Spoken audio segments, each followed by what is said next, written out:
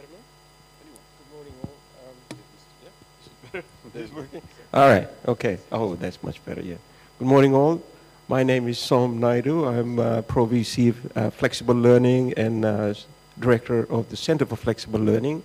We are here today to celebrate Open Education Week. And first of all, let me thank you all for coming, and I'm hoping that more people will join in. And I can encourage you to move further down here so that I'm not looking up here.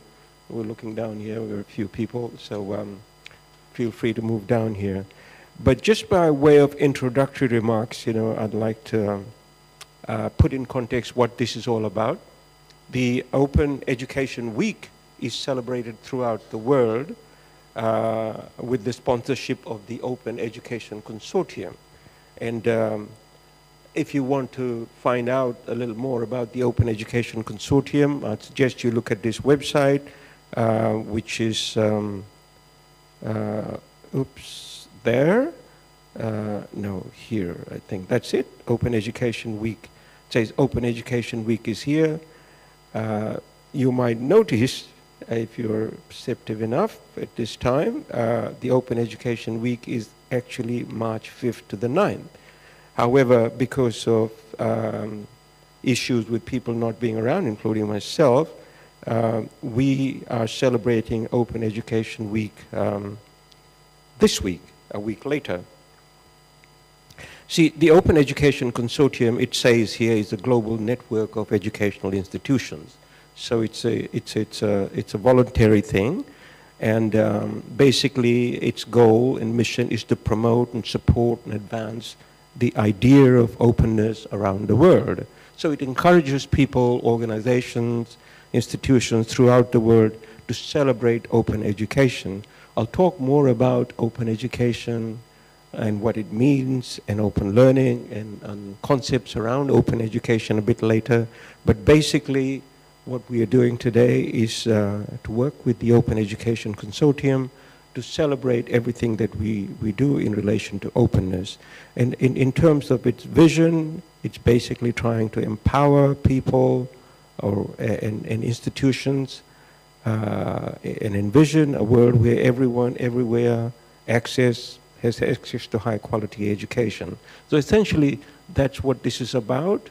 And we are joining with the Open Education Consortium to celebrate open education and open and flexible learning at USP in this case. And we have a program of activities, as you would have seen, which comprises the launching of the repository that we have developed, or begun to develop, and we'll have a panel discussion with various presentations by individuals as well as students who are engaged with open education activities. So with those introductory remarks, I will let the ball rolling and invite the DVC call here to make his remarks, introductory remarks, and launch the repository. DVC call.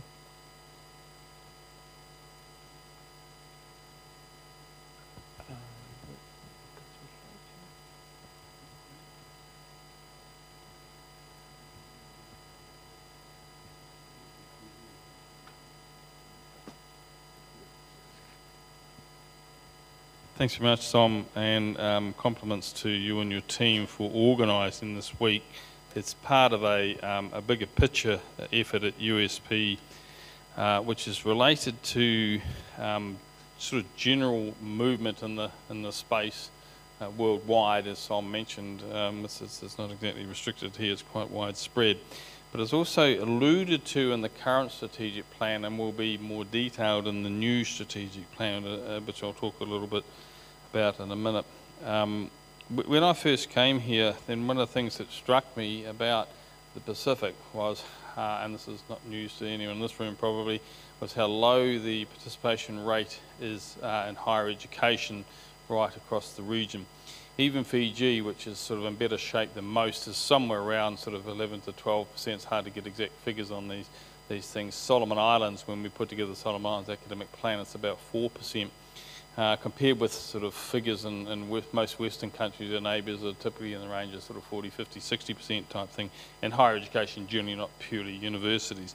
So the notion of open education is something that's got quite a bit of currency worldwide, in a way that is driven by a perception by many, including governments, that the traditional model provision of higher education is not really scalable to the types of levels that people actually want. You just find it incredibly difficult to resource these things. I can remember when I first went to university in New Zealand, then in those days in New Zealand, similar sort of figures, 3 to 5% of people went to university, and it was all fully funded. They were the good old days, the glory days, when everyone pretty much got a scholarship.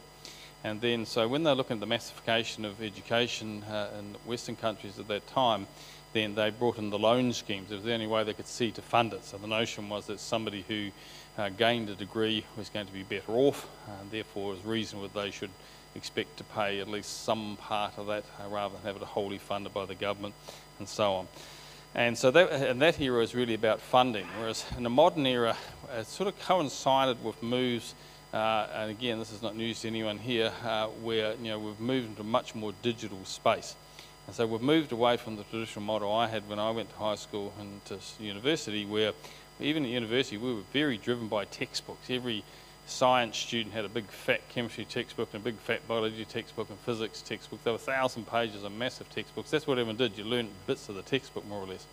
So the notion of sort of open resources and digitisation of learning materials had moved away from that type of model, which was very sort of pedagogically unsound, in the sense that it was really about regurgitation. And I can remember, I've told this in some other forums, that when I finished my honours degree in chemistry, and I got an A+ for a paper in structural chemistry involving X-ray crystallography. So one would think I knew something about X-ray crystallography, and when I first went to do an X-ray crystal structure using this technique, I didn't have a clue at all. So I'd learnt the text and the material and the content because it was driven by the notion of a physical hard copy resource that you didn't much engage with. You tended to parrot learn that, and then at the exams, then you spat it all out again, and you got a high mark, and off you went, and people thought you knew something. And as I found to my horror, when I actually had to do some research in chemistry using this particular technique, I didn't actually know how to do it. So the digital revolution has moved us away from purely access to content, but also to the capacity to engage with that content in much more meaningful and much more valuable ways as well. So the university, as I say, is sort of skirted around this area. Part of the original conversation around it came through from some of the student forums, both in the open forums we have here, like the one we had yesterday, and in various forums and at council and other places where the students complained about the cost of textbooks. And if you look at the cost of the textbooks, I can remember looking at some details from, I think, FSTE, where the textbooks, I think prescribed rather than even recommended for one course were totaled up about $1,000. So it doesn't take a rocket scientist to figure out the students, even those on scholarships, are not going to spend $1,000 on textbooks for a course. And that was linked also to, if you looked at the course outlines, I'm not talking about that example specifically, but you look at a lot of the course outlines, then sort of the learning objectives relate to the textbook chapters. And so it really sort of gives you a sense that the pedagogy sitting under there is rooted in the past, the notion of content regurgitation as well. So whilst we started off thinking about ways we could provide resources for students that didn't cost them thousands of dollars, we started with an open textbook thing. Can we have an open textbook or resource to replace the textbooks?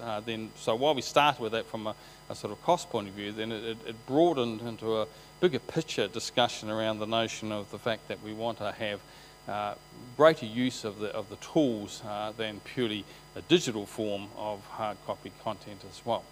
So if you look at something like the tablet project, when we had conversations about that, we're saying, well, what do you want here? Is this an e-book reader? You're just regenerating content here, or are you going to use it in a way using Moodle and the various features of Moodle to try and make it more usable? So from those sorts of discussions and batting ideas around and various technology rolled out, then we morphed into a broader picture. And then when PVC Prof Naidu came here, then he was very quick off the mark to develop an OER policy resources policy and flexible learning policy to try and give us some sort of strategic direction, some underpinning of our thinking about what we're actually trying to do here.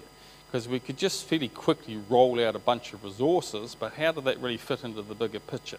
If you look at the current SP, it's quite hard to know whether you achieve something, in my opinion, anyhow, because it has very broad objectives. We will use innovative pedagogy. Well, what does that mean? And how do you know when you've done that, or when you haven't done it, what else you need to do in order to say that you've done that? So I'm quite a fan of policies and frameworks and things which spell out, they interpret those broader picture ideas, which are good ideas, and get them down into something a bit more nitty-gritty that we can get our teeth into, and we can then sort of decide, well, okay, this is what we mean by that, and this is how we can then go about trying to do something, and then evaluate whether that's been successful or not as well. So I think the development of the OER policy and the flexible learning policy together are very valuable scene-setting activities for us to ensure that we know what we're doing going forward. So we will, as Prof. Nauri mentioned, launch the OER repositories straight after I'll do my introductory remarks here as well.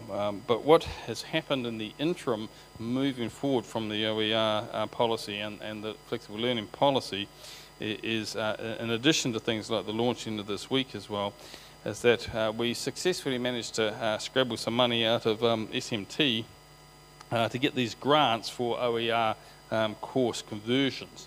And the reason for this was to try and, again, get a bit of structure and order and do that in a very measured and strategic fashion, as opposed to just sort of randomly going around and doing that.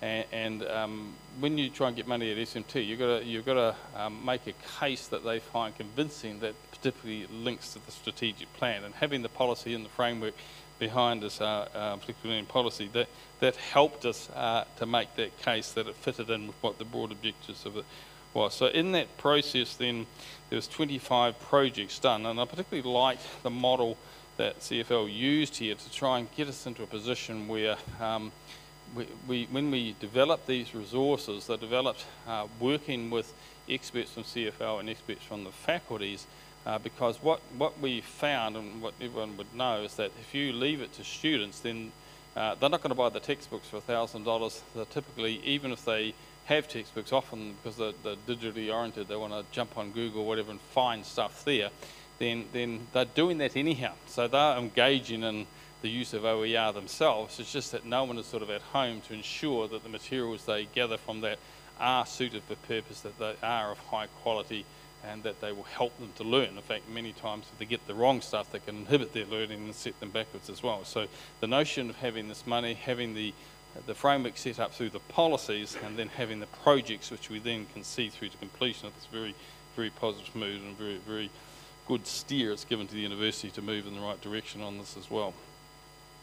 We have also, in the more open space rather than resources for linking into our credit-bearing courses, developed a number of MOOCs. We've developed 3 MOOCs in the area of climate change and Pacific studies, and we've signalled in the new strategic plan, which has not yet been approved, might add, but that we want to be more strategic about the use of MOOCs. Hasmukh Lal and Raj Bhatu and I went to a conference in UNESCO in Paris a couple of years ago, and it was quite interesting to see how the discourse around MOOCs had changed. I can remember when I was at Waikato University about 10 or 12 years ago, then our VC at the time heard about MOOCs. He thought this was great. He heard these numbers of hundreds of thousands of people enrolling in MOOCs. You know, this is fantastic, you know, big numbers, and we wanted to grow. And when he sort of found out they didn't pay anything, he lost interest in it pretty quickly. And so he sort of missed the point that that whole open movement was a lot about social justice, a lot about expanding education to others who weren't going to get it in the way that I mentioned when I first started this talk this morning. So it's the MOOCs, but what happened I remember the guy, the keynote that opened the conference, the UNESCO conference, he said something along the lines. He read out one of these classic statements, most of you probably heard it. I haven't got the wording exactly right, but this is essentially what he said, is that whole thing about the days of the bricks and mortar universities are over type thing, because everyone's going to be sitting at home on their tablets, and universities will cease to exist because you can get everything on the internet and so on. And then he said at the end, he sort of looked around the room and said, well, that didn't happen, did it? And he's right. And so there's a bit of momentum, there's a bit of inertia around the bricks and mortar institutions.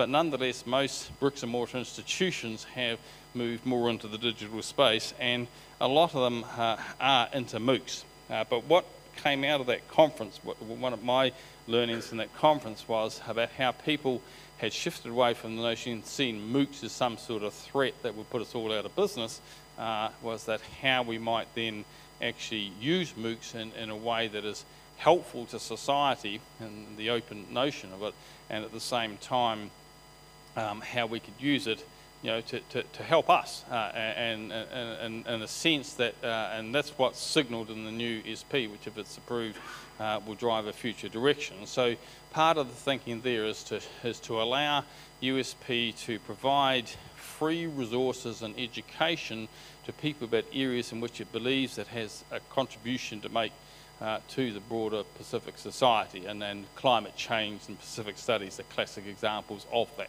So we sort of did those a bit accidentally, if you like. What we're trying to do in the new USP is signal that we're going to move in a much more strategic direction, that so things like marine science and other things might well come into that equation when we sit down and work with the faculties as to what that might mean in the areas.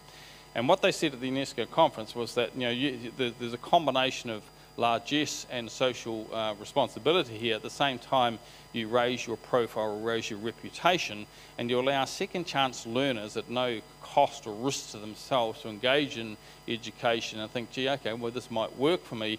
And then if it's in areas that you're expert in, then you can potentially draw those people into further study later on because they've already re-engaged with education, higher education, after having been absent from it for a variety of reasons for some period of time.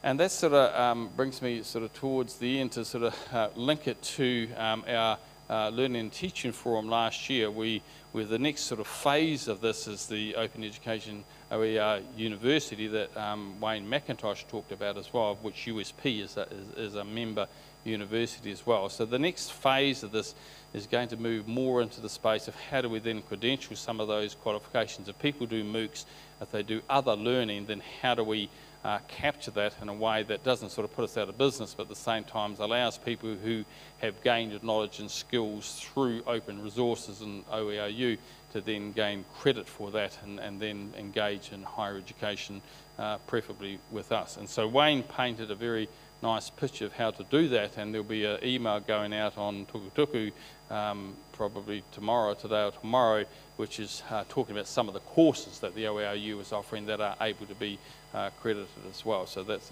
part of that area. And I think that's the next phase where USP needs to move into that, because I think if you look at the Pacific, then you know, all member countries of USP and others that are peripheral to us have that same problem. How do we scale up higher education in a way that we want without bankrupting us, because they've got a lot of demands on their budgets for health and infrastructure and so on as well. So I think that's part of the bigger picture as to where we're going here. So I think USP's moved a lot in the last 12 months from where we were skirting on the edges of it. We now have our policies, we have our framework which sets the scene of how we want to operate more strategically in this space. We've got some good runs on the board in terms of 3 very successful MOOCs with thousands of students registering for them. And then we have these 25 OER projects as well. So then we want to claim the space, we want to move further in the space, we want to integrate it with the school system. There's obviously a lot of interest in things going on in the school system around more digitised, more mobile, more open learning in the schools as well. We want to provide the leadership that the member countries of USP expect us to do, and so I commend Som and his team for driving us in that direction. Thank you very much, DVC. It's well said. And you've actually finished up at a very convenient point for us to introduce the repository that we have developed. And I'll ask Varun to come in and show how the repository works, because it is, or Deepak, or whoever, because this repository is now ready for people to contribute to it and to search for items in it. And so I would ask the DVC to launch this repository. Not working? We will make it working, yeah. Yeah. Yeah. Yeah. I can't log in though.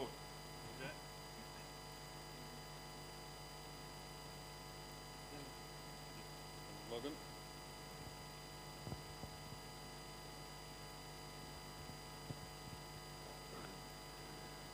There we go. So it's officially launched, everyone. Okay. So Pip, do you want to take us through a little bit of it? Yeah. So I'll let Pip take us through a bit of it. Thank you, colleagues. So what we were working on when we came up with this, the repository, was that should be searchable, and I think the key part is integratable with most of our university systems. So we are using EduSharing. It's an open source system. It is a German system, actually. So it is also available in mobile devices, so accessible. So currently, you're required to log in to add a resource, but you can also search through certain collections. Like I think Deepak created a few of the collections, like open textbook, assessment rubrics, and things like that. So I'll just take you briefly on the things that you can actually do when you add a material. So, okay, let me actually just edit one. It will be easier. Okay, so when you add a file, you have options to add keywords. So these keywords allow you to search when you are searching the repository. For example, if you want to search for creativity or rubrics and things like that. So when you put these keywords over here, these documents become searchable. So these are the files that will show up when you are actually going through this. And I think one of the key parts is the licenses. So you have the Creative Commons and the other few licenses that's around.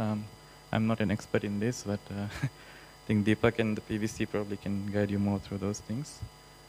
And that's basically it. Once you actually upload your file and you save it, and it's just accessible. One of the advantages of EduSharing was that we are able to link this to Moodle. So actually, if you have one second, please. If you have added a resource in the repository, you can actually log into Moodle and search for it there. So this is a mock Moodle page that I set up. It's not the live one. Somewhere here.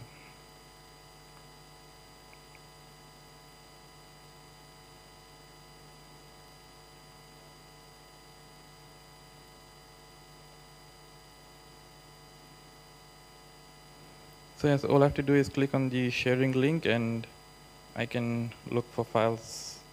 And once you add this will appear in the Moodle page, and then accessible and downloadable from anyone who has the Moodle page. The next few phases of this project is to allow it accessible from outside. At the moment, if you're searching for it, it's only internally to USB, but I think this would be opened up if anyone wants to search for it. But to add a file, you need to have a login, and you have to go through those things. I think there'll be some integration with the university library. Yeah, something like that. So yeah, so I think the library has a full online resources catalog, so you can find this system linked into that as well. Yeah, so that's it. Thank you.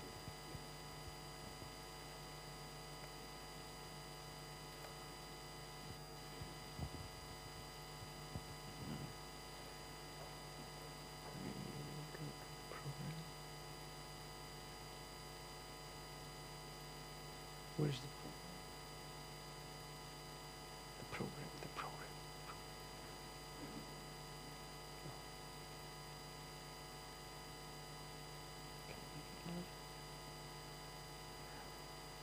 All right then. So we've come to item number 4. I think we've launched the portal now. All right. All right. It's about a convenient time for a bit of a break. If we wanted a break, so that those who have to go can go. The next step in the process is for us to now go to the next step, which is a presentation by myself, by me, on the OER policy, and I'd like to take us through in a bit more detail about the policy and the activities that DVC Call was talking about in terms of what we are doing, so that we as a group are fully aware of the details of what we are doing, and at USB and internationally as well, and the directions that we are going. And then we will have a series of presentations by other people, including people from CFL, from 10:20, and then we'll have a panel discussion. We'll follow it up with a panel discussion to pick up on the issues that I would have raised, that other people would have raised, and then we'll have lunch. So stick around for lunch. We have got a very sumptuous lunch. I'm sure many people will join us for that lunch. But thank you, DVC. If you have to go, then you'd look. But let me take the opportunity to, again, welcome you, stick around, and to acknowledge the presence of the Pro-Chancellor. Thank you very much for making the effort, sir. And Peter from the 50th anniversary group, because I think there's a lot that we are doing, that the university is doing, that is really going to put its stamp very visibly, internationally and locally, in relation to open education, as open and flexible education, as D.V. Cole was saying. So take a few minutes and then we'll regroup and continue with the program. Yeah.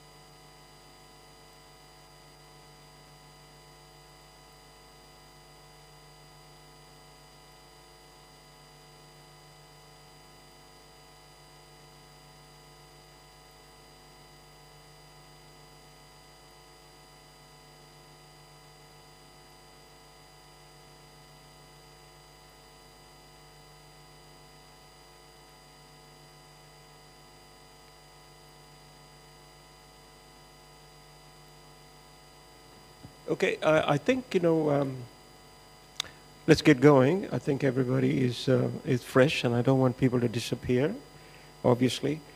In the program, we've given time, a reasonable amount of time for me to talk at length about issues around open education, and I'd like your indulgence a little bit because I am going to go through a lot of things in quite a bit of detail. The first slide, as it suggests, throws up a number of concepts which you will find in the literature, and you will find when you talk to people at CFL and talk to people at this university or internationally when they're talking about open educational practices, open learning, open educational resources, open access, open source, open scholarship. For the novice, these might be confusing at times and misrepresented at times. And what I will try and do in the next 30 minutes or so is to untangle these concepts and make very clear to at least this group, who I would consider to be the protagonists, to be very clear about what's the difference when we are talking about open educational practices, or we are talking about open access, or we are talking about open scholarship. And I think it's important that we get our head around these concepts, because they will be in your face if you're in this space. They will be in your face if you're in this space. That sounded like poetic, didn't it? The first thing that I think you would be asking for is what are open educational resources? The short form of that is what is OER or what are OER? People in the business, you know, we quibble about little things. For example, the S after OER, open educational resources, should actually read OERS. But the community has come to the conclusion that OER is good enough for open educational resources, that the S is not required. That's just an aside. The open educational resources agenda really picked up momentum around 2002 with UNESCO proclaiming that open educational resources are teaching, learning, and research materials in any medium, digital or otherwise, so they can be print as well, that reside in the public domain. That means that if they're available on the web and there are no restrictions on it, then it's an OER. Or these resources have been released under an open license, and I will talk more about what an open license is. That permits no cost access, use, adaptation, and redistribution. So there's two things that are important when we are talking about an open license. That obviously the first thing, there is no cost for that. And then the second is that you are able to modify, access, and use those resources as you wish. Now, DVC Call was very rightly and appropriately pointing out the need for engaging in that kind of thinking, especially when we are thinking about the social agenda, the need to make education accessible to the communities, especially communities that do not have access to high quality educational resources. So the need for OER arises out of that kind of thinking, and basically it refers to educational materials, if you want to forget that. If you want to rephrase it, these are teaching, learning materials that are either available in the public domain for you to use without seeking any permission, or they're released under a special license, which is the Creative Commons license that I will talk about in greater detail later. And then the second important thing is that there's no cost for it, unlike the textbooks that DVC Call was talking about that we had to pay for previously and large amounts of money for it. So in order for materials, teaching, learning materials to be easily accessible by people anywhere, wherever they are, in whichever form, they have to be transportable, not physically transportable, but transportable from one kind of environment to another kind of environment. And they need to be able to be reused. They have to be reusable. So you will find these terms coming up, and I'm hoping that the panel will be able to untangle this, and you will have questions for what reusable means, and how is reusing an open resource different from reusing a traditional copyrighted resource. And the second point, or the third point in relation to that, is that it needs to be interoperable. Now, this is computer speak. A lot of people in computing field will talk about interoperability, and you might wonder what that is. Basically, at the simplest level, it means being able to work on different kinds of platforms, so that if something is working in one environment, does it work or is able to work in another environment, in different platforms, for example. If it is not, then the fundamental point about open educational resource being able to be adapted and modified and reused is compromised. That's why it needs to be interoperable, transportable, and reusable. The third question that arises then, I've said a bunch of things about what is OER and how do you identify OER.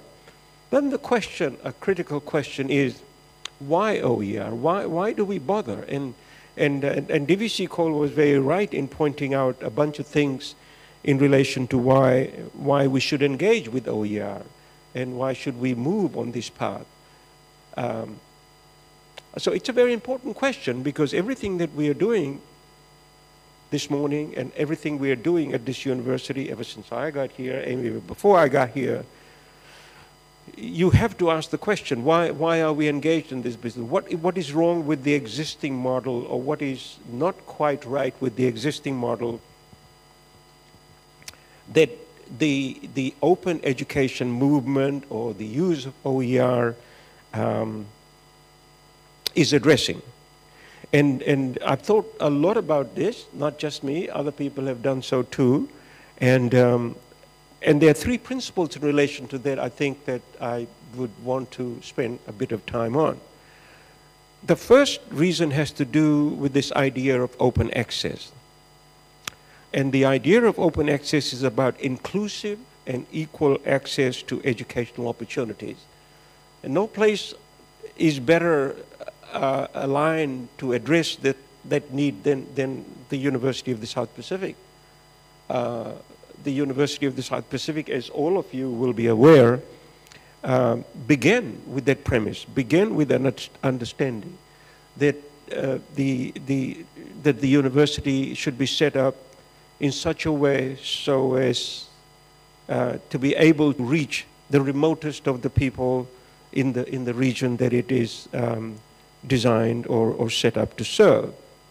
So the idea of inclusiveness and equal access is important, and this is why we're talking about OER, because with existing educational resources that are copyrighted, for which large amounts of money needs to be paid, cannot provide that kind of inclusive and equal access, because, as you know, a lot of us are not going to be able to purchase those materials. And the value principle of the idea of open access is that all of us, all lives have equal value. It doesn't matter if you are situated in New York or situated in Melbourne or located in London or Sydney for that matter, that people located in the remotest communities of the earth, forget about the Pacific, the entire universe should be able to access educational resources. I'm being unrealistic here up to a point, I know, but that is our goal, that irrespective of where your location is, you know, the value principle suggests that you should have access to educational resources. And the current model is never going to be able to provide that access if you're not thinking about open educational resources. So the fundamental value principle of open educational resources is designed to address that kind of deficit. The conjoint concept in relation to open access is this notion of open learning. And this is the idea of the ability to be able to study at any time, anywhere, and at any pace. And this was really the founding principle of distance education, which this university is a protagonist. This university is well known for throughout the world, that we pioneered distance education in many ways, because distance education was a mode that would enable us to allow our students to study at different times, irrespective of whether they were in Suva or they were in some remote village in one of the island nations of the region. And any time, at any pace as well. So they could determine the pace depending on their ability level. So those who were able to move faster could move faster through an educational experience, and those who needed to go slower could go slower. So distance education is designed to enable that. So you're not confined to a classroom situation where everybody is moving at my pace or the teacher's pace, that the pace is determined by the learner depending on their ability. So the idea of open learning captures that. So those two concepts are very integral to the idea of open education and open educational resources.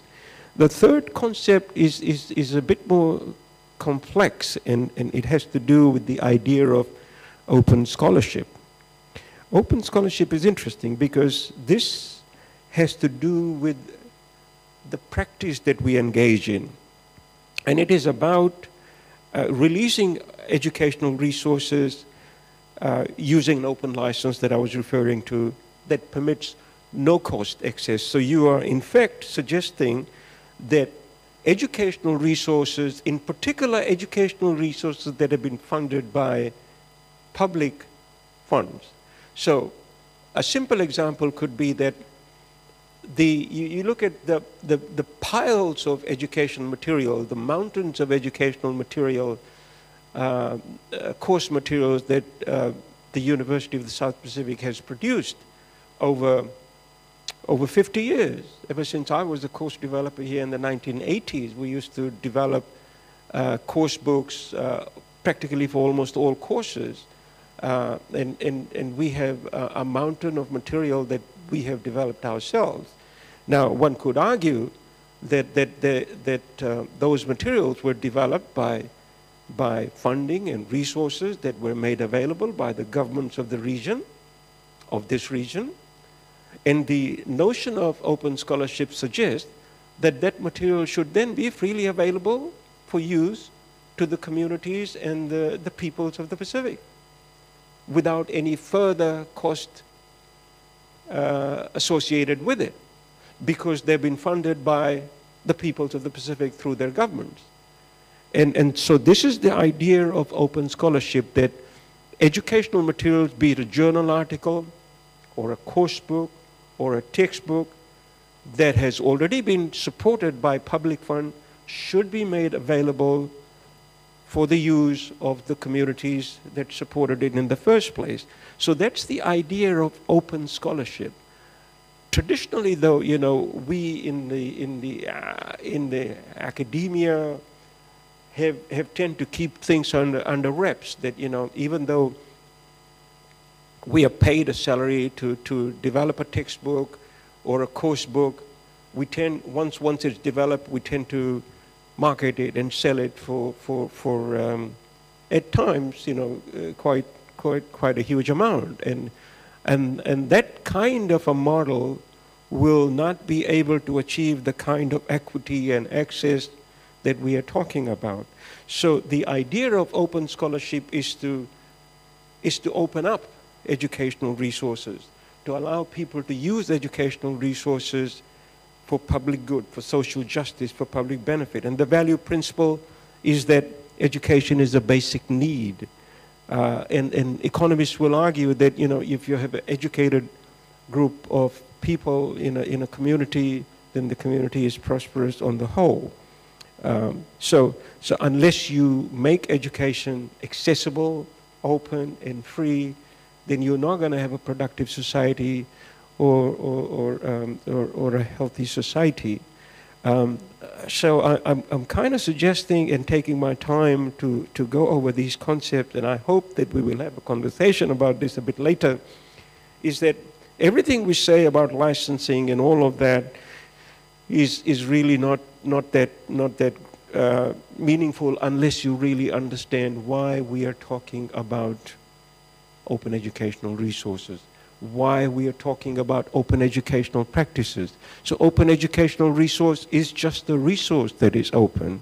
And open educational practice is a much bigger concept that includes open access, open learning, and open scholarship, and behaving in that benevolent way that we are talking about.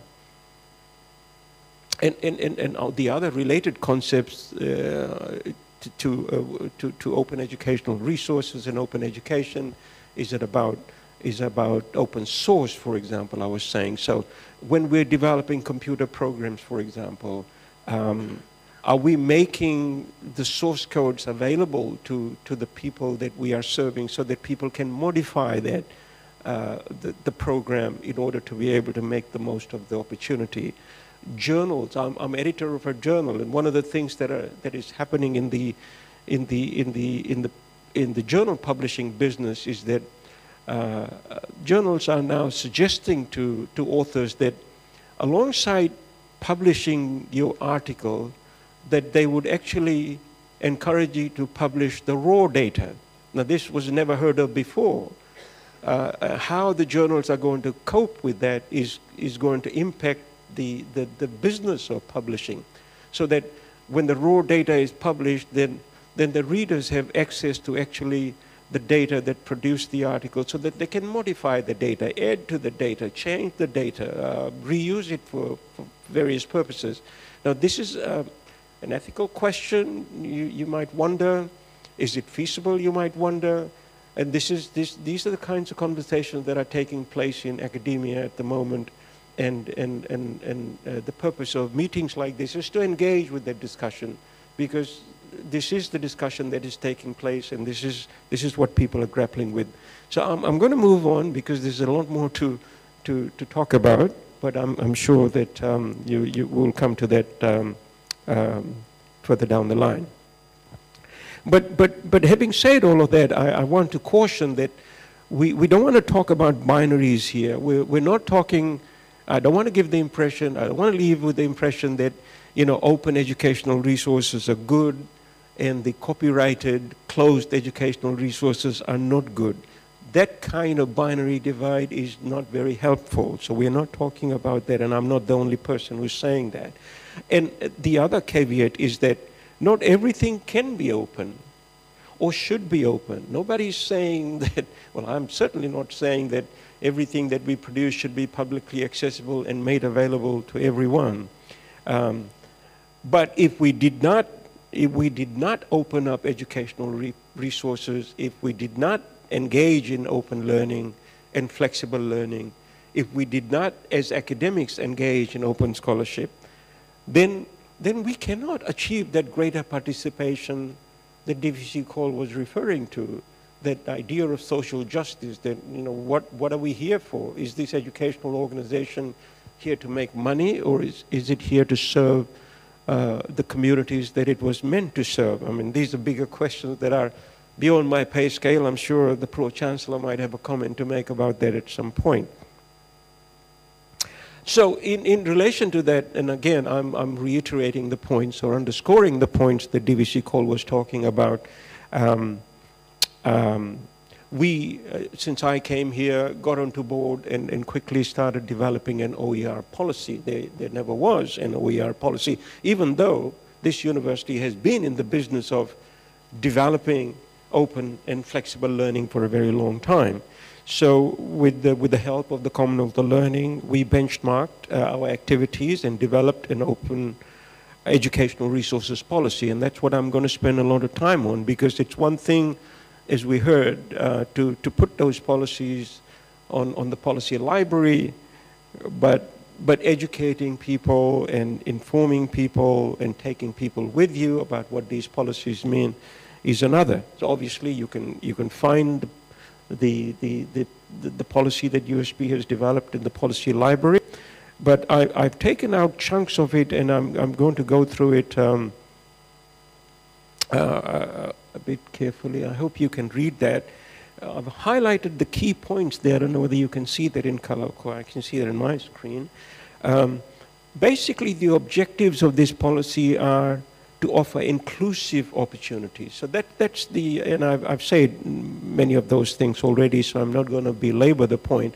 The idea is to put in writing, in policy form, the concept that we need to be more inclusive and increase access to educational opportunities. And obviously the second point is cost effectiveness. We want to make sure that high quality, as high as can be, educational resources can be made available to people throughout the region, not just in Suva or the main campuses, that is cost effective, if not free to them. And then engage in a culture, in a culture of thinking about openness. Sometimes, it irritates me that we in the academic world, tend to guard our intellectual capital very, very selfishly, and that this is what we know, and this is our intellectual capital, and if you want it, you've got to pay money for it. I think we've got to become a little bit more generous and say that, what I have learned, what I've acquired, is for the public good and was derived through public funds. If I've been supported through public funds to educate myself, I think we got to get into the habit of giving more than keeping a lot of things that we do under cover and reps and cover. And of course, you know, foster collaboration and partnership in the creation and adoption of OER. The creation and adoption of OER should not be seen as the responsibility of the academic. The students themselves are creators of open educational resources, and students are always creating very useful materials, and I don't need to tell the academics around the place because they know this. Oftentimes, not oftentimes, quite often these things are lost in the mayhem, and I think we need to think about how content generated by students through assignments and project work can be reused and used by other people. So that's the other objective of the policy. The other thing is brand visibility. The example that I was talking about, you know, for 50 years or 40 years, University of the South Pacific has developed course books ad nauseum, you know, in relation to the courses that we have offered over these years. Now, that's an immense amount of intellectual capital and property that USP has a track record of. And wouldn't it be amazing that USP makes that material available to other universities in the region? I mean, I'm really going out on a limb here. I can't see why we shouldn't make those resources available to other universities to promote our brand, to say, hey, this is material that USP has developed. Use it the way you want to use it, reuse it, but acknowledge the fact that USP developed it. So I think there's an opportunity here to be taken advantage of in terms of the visibility of the USP brand and its track record in the open, flexible, and distance education and the development of content. We have developed a lot of content ourselves. We've not always relied on material that has been developed in the developed world or come from the developed world. And then also as a result of what we are doing to build capacity, and of course, you know, develop a mechanism. So the repository that was launched by DVC Call is an example of how we are going to articulate a mechanism to support the development and acquisition and adaptation of OER. And of course, with the grant project scheme that SMT has supported, that DVC Call was talking about, we are going to provide appropriate recognition. So there will be incentives for people to engage in. And these other guys will be talking about some of the activities in relation to that. So these and of course, you know, we want to engage in research and scholarship around the use of OER. So the policy is designed to do that. So over a period of time, we want to see whether the engagement, our engagement with OER or the use of OER is really having an impact, and what kind of impact it's having on learning and teaching at the university.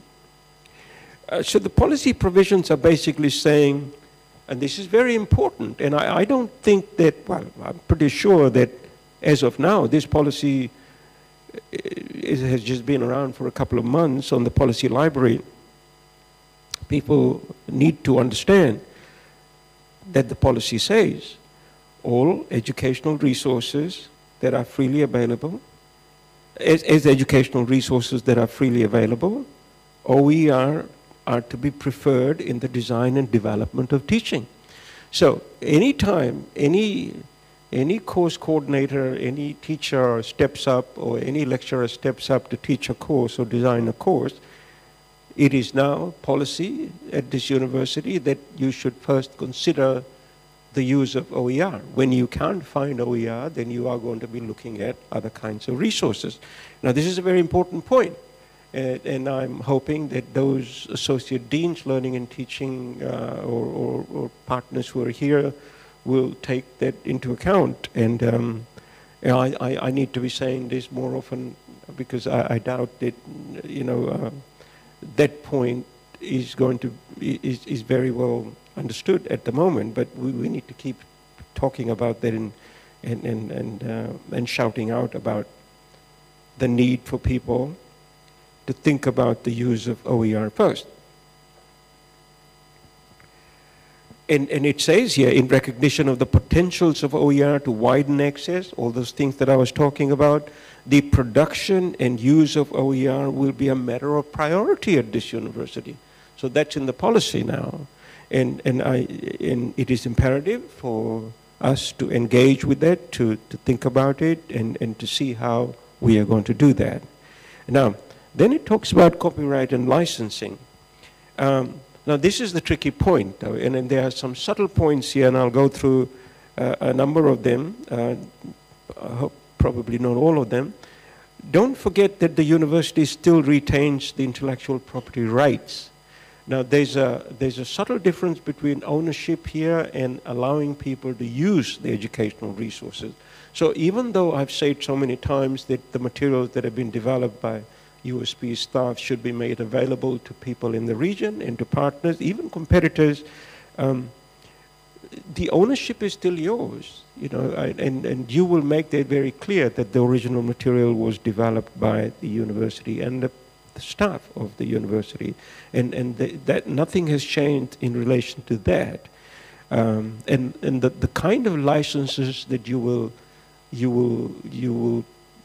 use to make that resources available, I will get into a bit later. Which is the second point, that the teaching and learning resources developed by the university shall be shared with an appropriate license, which allows you to keep your ownership, your name on it, but enable people to use it and reuse it and revise it and remix it. And there's ways of doing that. You might wonder, how are you going to do that? And the university will determine who shall be responsible for the choice of the license. So a lot of control is still in our hands. We're not just simply giving everything away. And the university will adopt the Creative Commons license, and I'll talk about the Creative Commons license. But the fifth point says the university reserves the right not to share resources. So it would be quite appropriate for the university to say that, you know, something that is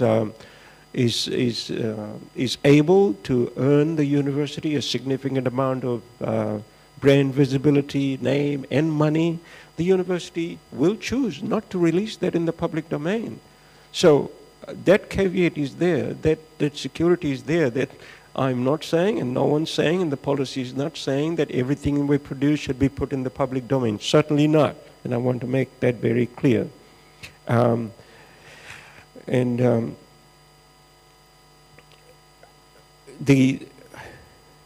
The seventh point is an important point, because it says that educational materials that we have developed already over the last 40 years can be made retrospectively freely available to the communities that I was talking about over a period of time. So the policy is saying that. How we are going to do that is something that we need to work out. And the final point is also very important, that exceptions to open licensing will rest with the Vice Chancellor. The Vice Chancellor and the President can determine at any time if something cannot be made available freely or should not be made available freely.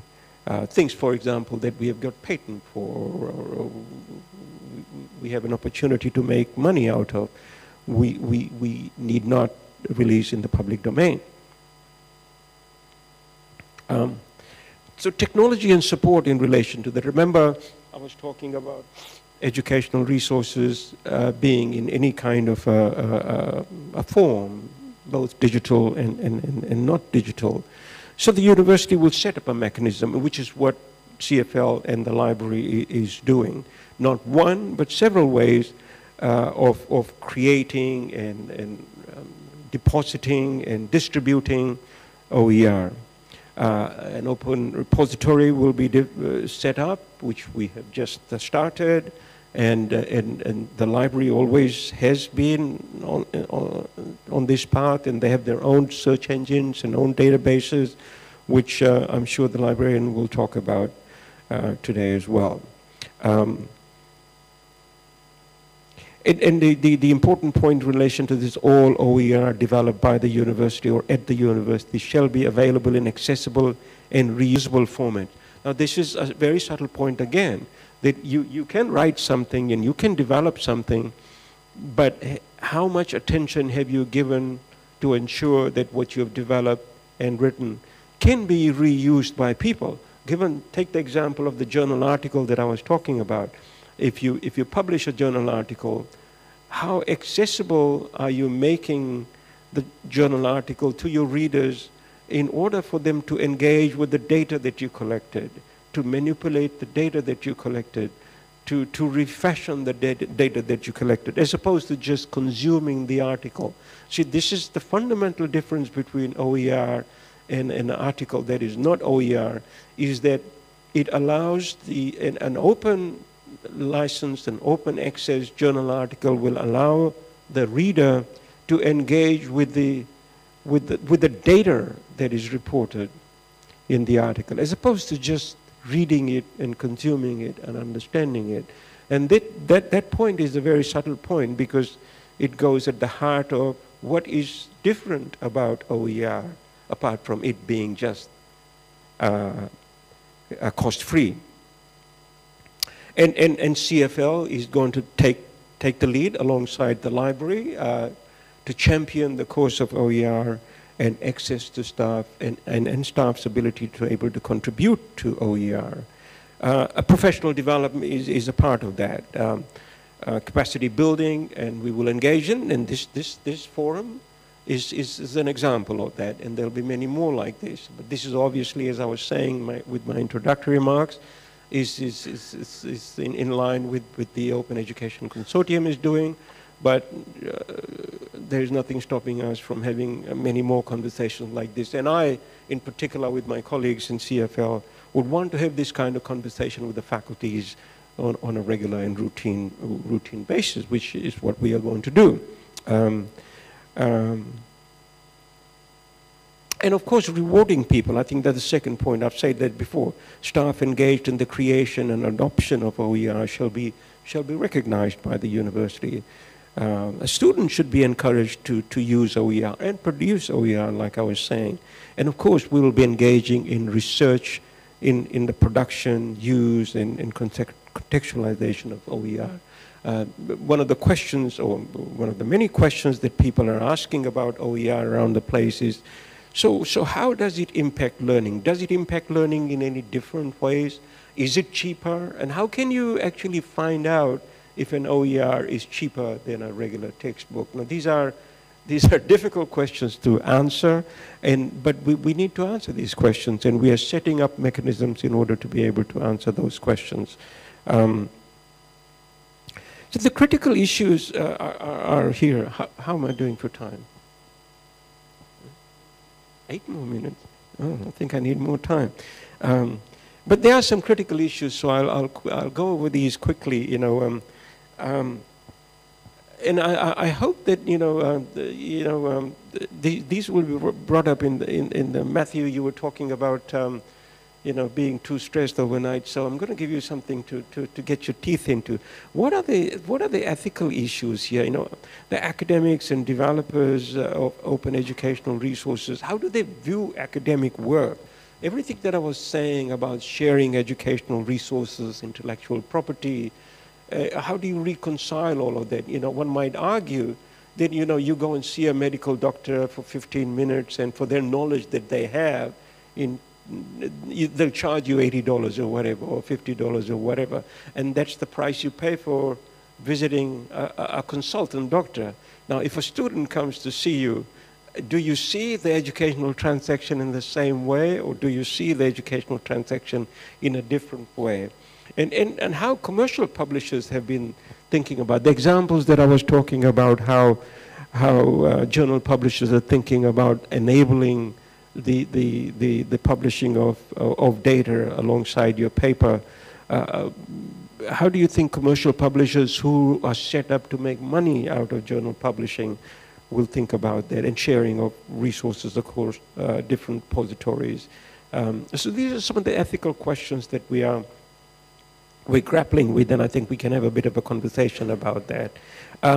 The issues around reuse, remixing, repurposing, and distributing, there are issues and contentions about that as well. A key promise of digital learning resource is its availability across repositories, like I was saying, and the opportunity for benefiting from sharing and reusing resources that are expensive and time consuming. But those who are set up to make money out of that, I would see that point somewhat differently. And I think not all content developers are likely to be very enthusiastic about it. You know, a lot of us guard our intellectual property very, very selfishly. So I think there's a conversation to be had around that. This means that there will, if we are going to move towards the open education agenda and open scholarship and open access and open learning, then a different kind of consent will be required from the original owner. So what is that consent, you know, and how are you going to make that consent available? So this has to do with rights management, digital rights management and convention. And the whole academic world, you know, prior to say 10, 15, 20 years time, or even further before that, was set up in a slightly different way. Now with the coming on of the open education agenda and open learning and open access, we're beginning to think about our business model somewhat differently. And these are the things that we need to have a conversation about. The last point that I want to spend time on is how are you going to make those kinds of educational resources available. So a group of people in the United States started thinking about a different kind of a license, as opposed to the traditional C that you see in a lot of our materials, which say it's copyrighted. So if it's Aidan's written it, but see that you can't change it or use it without Aidan's permission, written permission, they would argue. But a new kind of licensing format is called Creative Commons license. And Creative Commons license actually began in a small way by a non-profit organization headquartered in the United States, you know, by a group of people who were thinking about how to make available educational resources in a different way. And so the Creative Commons licenses is the alternative format. So you've got your licenses. There are other kinds of open access license, but the Creative Commons license is the most prominent one and most widely recognized and used. So basically, it comes in these forms. These are the four main categories of licenses. There's an issue about attribution, which means that if you produce the material, anybody who uses your material will have to attribute that you are the original author of that. So attribution is not being taken away. Your IP is never going to be taken away. That's one thing that I want to assure people if you didn't get that in the first place. And then this other thing is about the second important point about Creative Commons license is share alike.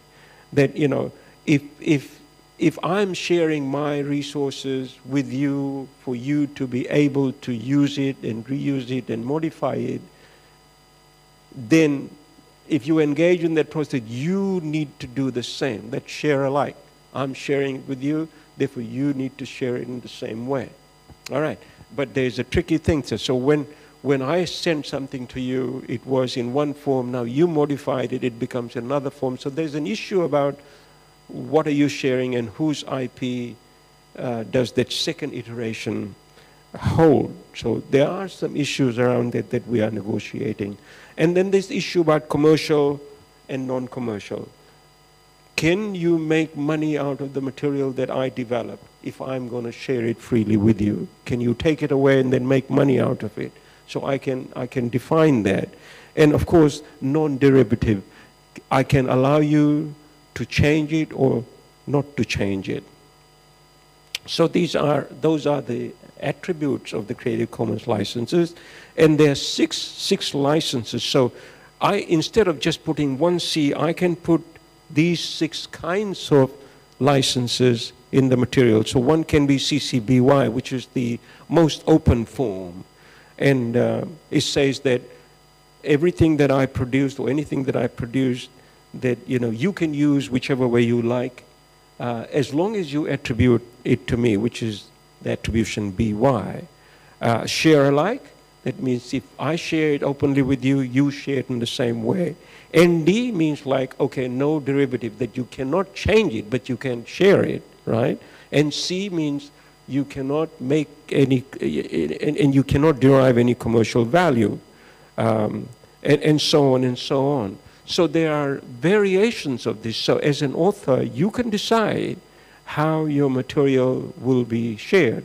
But number one is that there is no cost. So any one of these resources, whichever license you use, will not imply any cost. Now, are you willing to get into that bargain? Are you willing to engage in that process, or to say, no, my material is for a fee, and there will be a free? So the next set of slides basically goes in detail. I'm not going to spend time on that, and I'm just going to move through that. It just basically explains in detail what I was talking about, and if we need to come back to it, we can come back to it. In summary, then, what we have is basically, this is how it would look. The 6 licenses, you might want to think of it as on a continuum. So you have things that could be completely open on the left, and don't want to use political jargon on the left and right, and things to be a bit more restrictive. However, the one common ingredient or attribute of all these licenses is that it's cost-free. So even before you need to ask for permission to use material for a fee or not for a fee, the open educational resources are released cost-free anyway. So that's the fundamental point about that. But there's variations of use, reuse, and share alike, and for commercial and non-derivative purposes. So I have got a bunch of questions for us to think about, which I will come back to a bit later for the panelists. So given everything that I've said, I think we need to engage in what are our views, what is our position about various controversial things that I put forth, and what are the challenges? How, for example, the obvious ones that I was talking about is that the USP policy on OER says that all academic staff, all course coordinators, all course developers have to consider open educational first and foremost. Now, first of all, I don't think everybody would know about that, even though it's in the policy. So how are we going to make sure that everybody knows about it? Okay, I'm talking about it now, but where else are we going to talk about? So that kind of conversation, and I was hoping more people would show up here, that people like Nadar here, I'm sure he'll take that message out and say, all right, to our people, that we need to look for OER first. We have learning designers here who are going to ask the same question of our course developers or course writers to say, let's use OER first. And of course, it's not a binary, like I was saying. We are not going to move from one world to the other. There's always mushy ground and middle ground that, in some cases, we're never going to be able to find OER. So that's fine, We begin and we move closely, carefully and surely towards more open access and towards the practice and adoption of an open scholarship environment. And then what are the expectations and the roles and responsibilities of various stakeholders? So I'm hoping that what I've tried to do is, in a leisurely way, is to disentangle a number of concepts that surround this practice of open educational, open and flexible learning that we can and start to engage with. There's more to go, so Deepak, I'll stop this segment here and let's move on to what's the next one on the program. Okay, so the next thing on the program is a series of presentations. Do we have a break or we go straight through?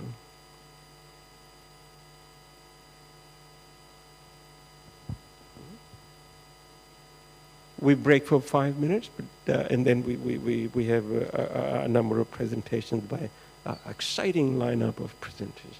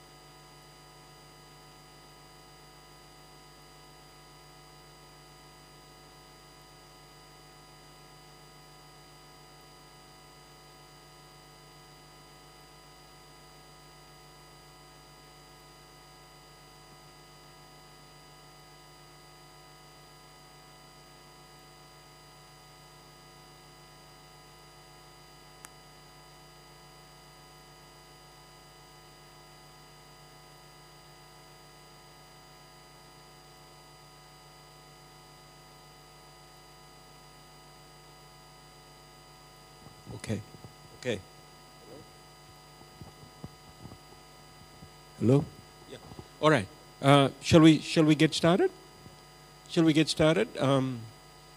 So what's going to happen now? We've got an exciting line of presenters, including Libby here. Yeah. All right.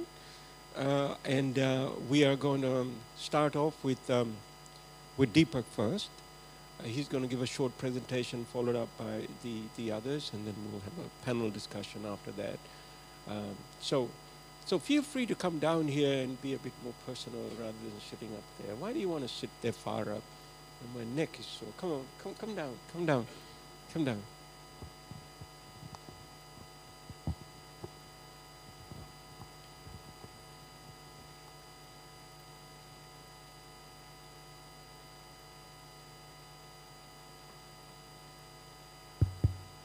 Thank you, PVC. Good morning, everyone. My presentation today is to talk about the OER course conversion projects that's happening at CFL. There's a follow-up presentation after my presentation, which showcases the final product of one of the projects that's going on. I'm Deepak Bhartu, and I work with the Center for Flexible Learning as an open education design architect. So if you're around for the opening remarks by DVC Cole, he alluded to the projects that was made available through a special funding from SMT. Just to give you a bit of a background in regards to that project. So after the OER policy was developed, CFL approached with a proposal to SMT to say that we need to work ahead and then pilot some courses to go into the area of OER and look into this aspect. And a grant of $200,000 was made available to us in the to be made available for use in the area of open education. So based on that grant, what we did was a call for expression of interest was circulated to all staff within the university to submit a proposal in regards to any of the materials or courses that they were interested in converting to OER. Now, the goal of that particular initiative is basically, again, to increase the adoption, adaptation, and creation of OER by USP faculty, as stipulated in the policy, to increase student success through zero textbook costs, and also to reduce the time and cost of course development. Of course, academics would know the time it takes to create materials at times, and so the idea is, again, to try to reuse the materials that are available. Again, there are many aspects in relation to that. You need to identify whether it's fit for purpose for your needs, whether things are available for your discipline, as what PVC has mentioned in his presentation. So the scope of that particular grant was as follows. So there were 4 categories made available to staff, and staff were to make a proposal based on whichever category best suited or best fit them.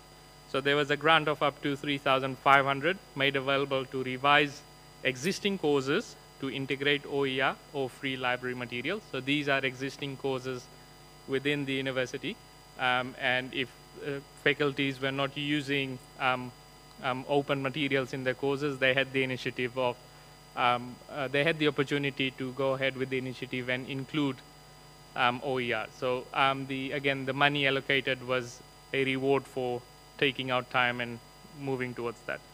Then another category was develop, which had $5,000 attached to that. So create new courses using OER.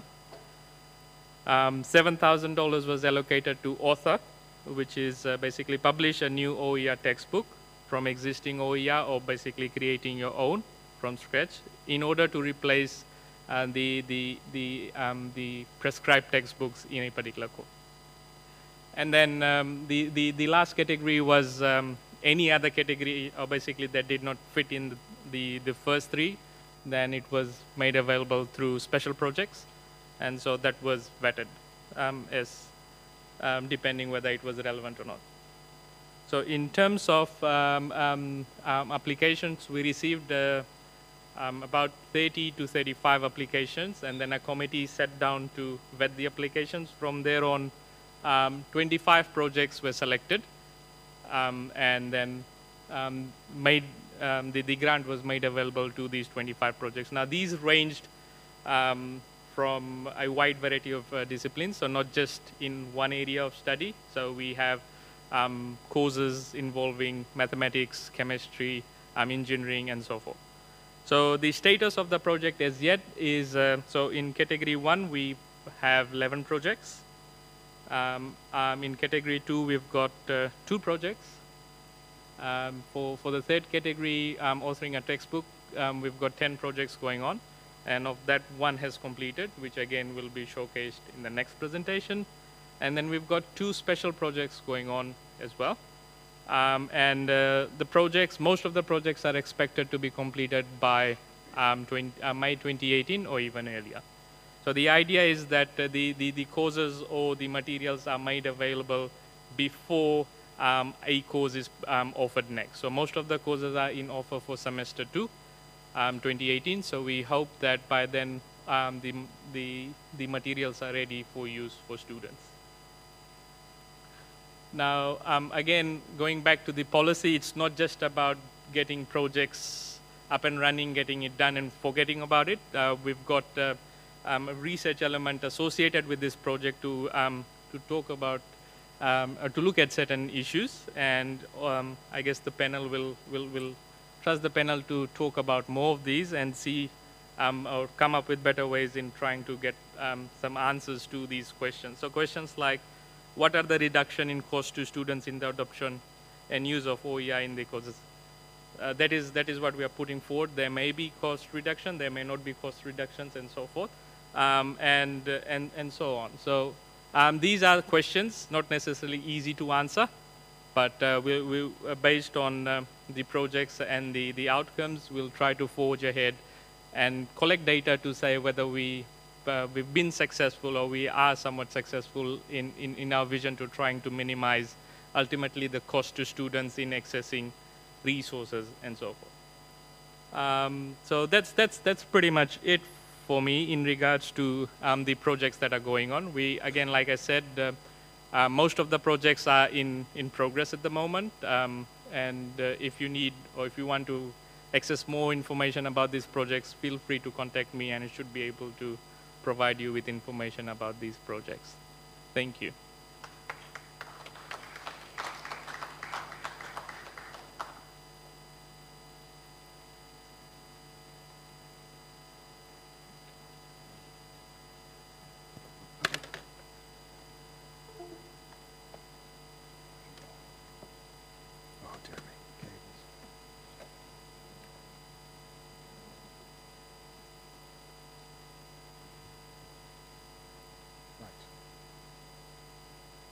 Does it extend across monitors?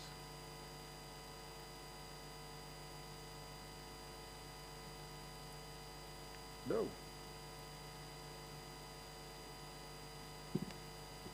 Don't worry, it just automatically detects. If it's not working, it's because we've got some strange tech in between here and there. No.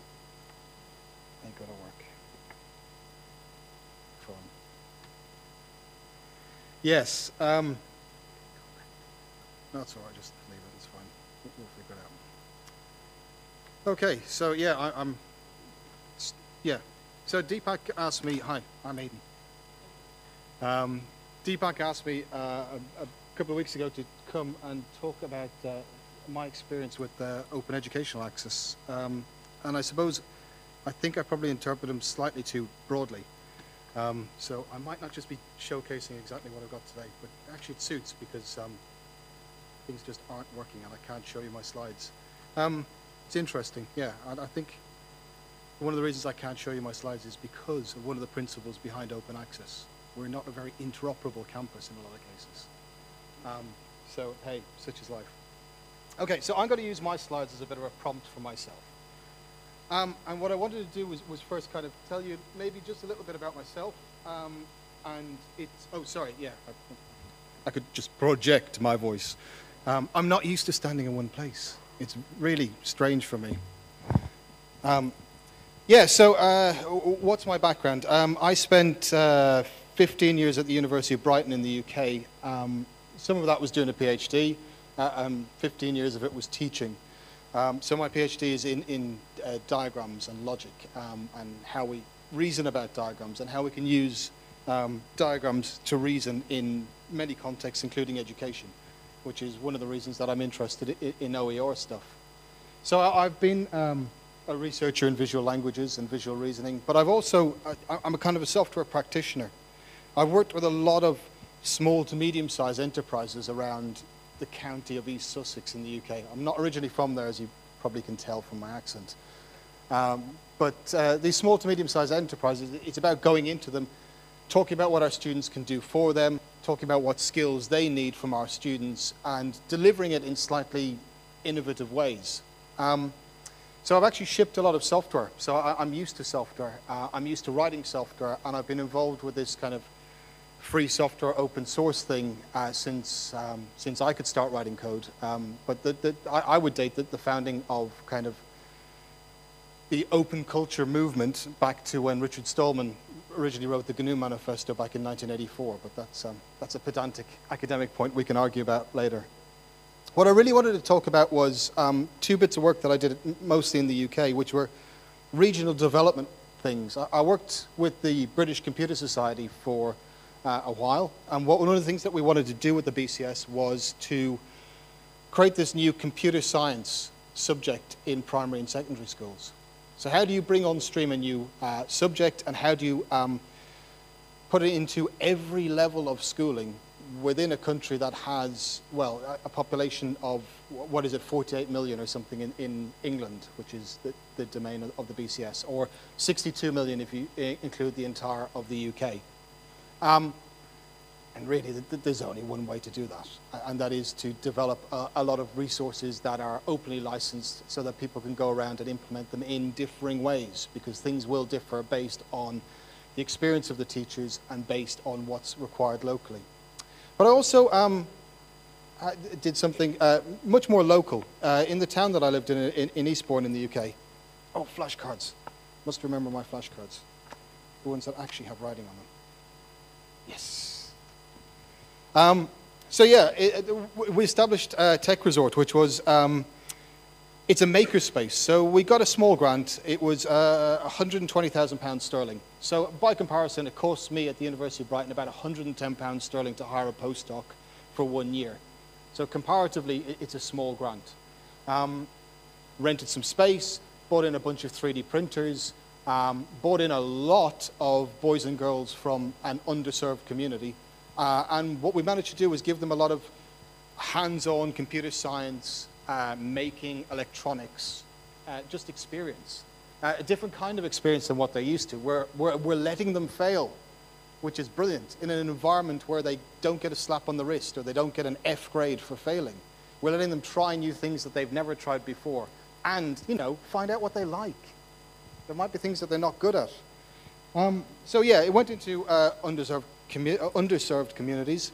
I left that last winter your time, summer my time, and it's still sustainable. We've set that up in a sustainable footing. There are 9 employees, and I've had a bunch of really interesting results with that. One of them is the university access.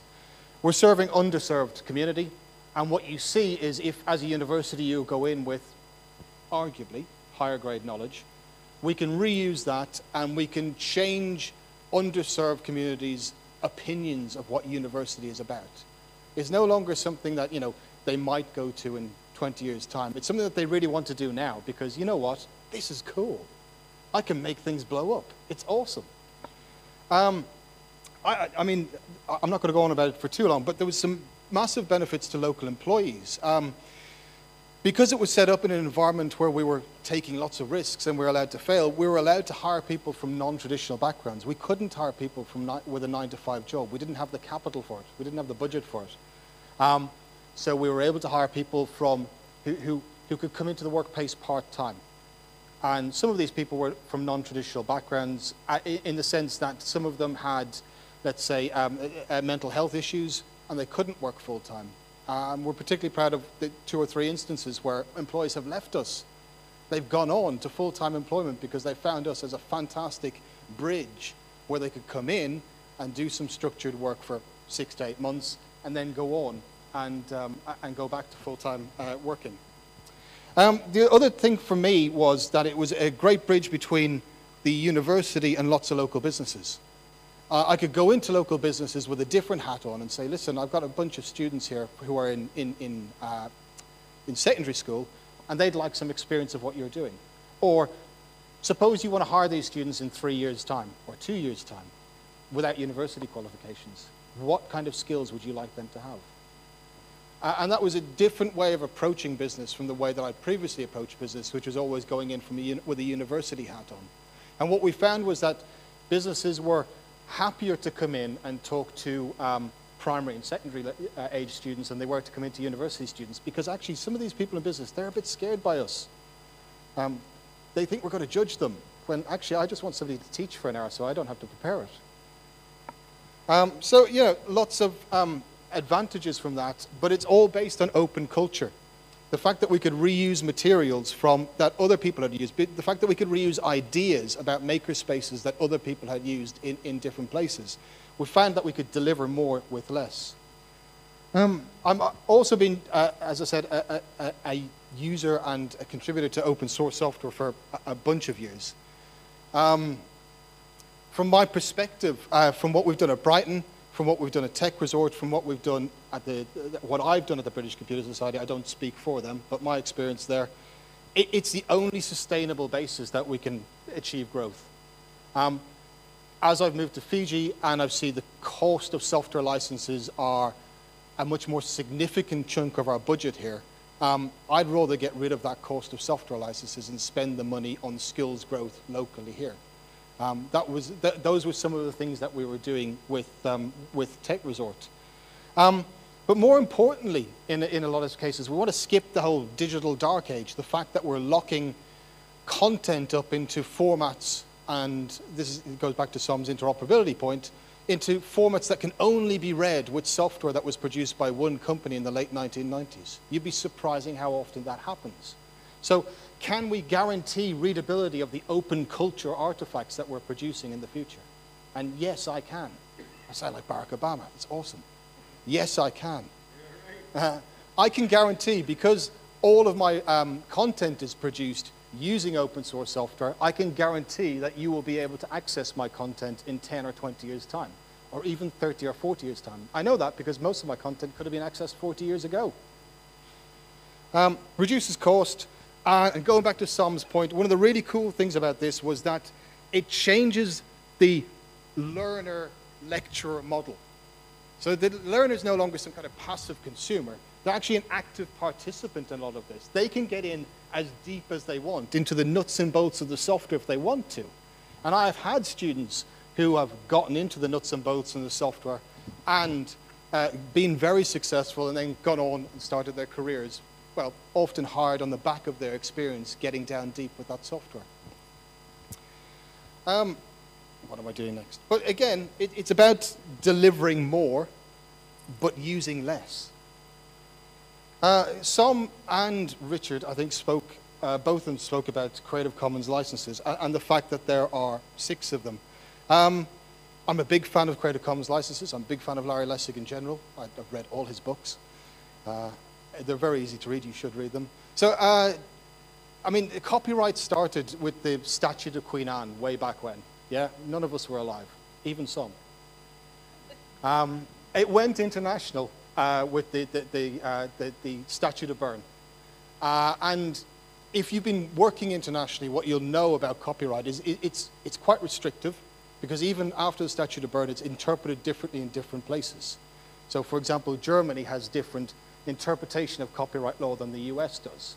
That's why when we use the phrase public domain, it doesn't actually mean the same thing in all places. So the US has a very well-defined concept of public domain, whereas in Europe we don't. So the 6 licenses that Som showed earlier are definitely the license that I would tend to prefer, and I have preferred for this project.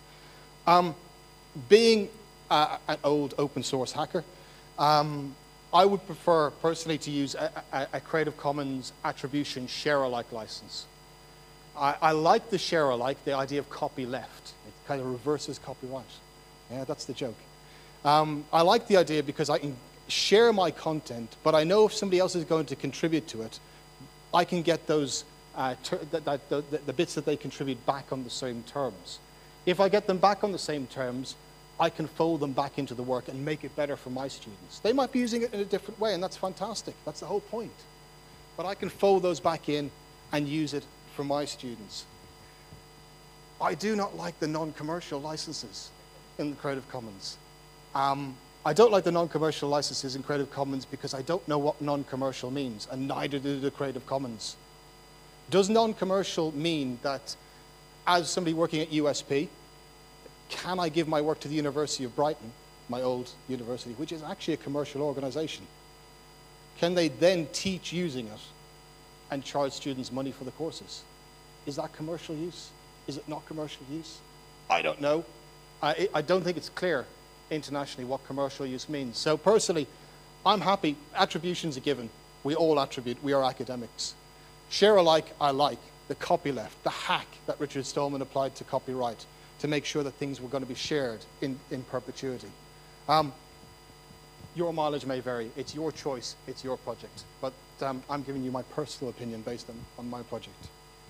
So to go back to what I actually did for this, the showcase. Yes, I'm finally getting around to what you wanted me to talk about. It's all about delivering more with less. And what we managed to do in 6 weeks was deliver something that changes CS 111.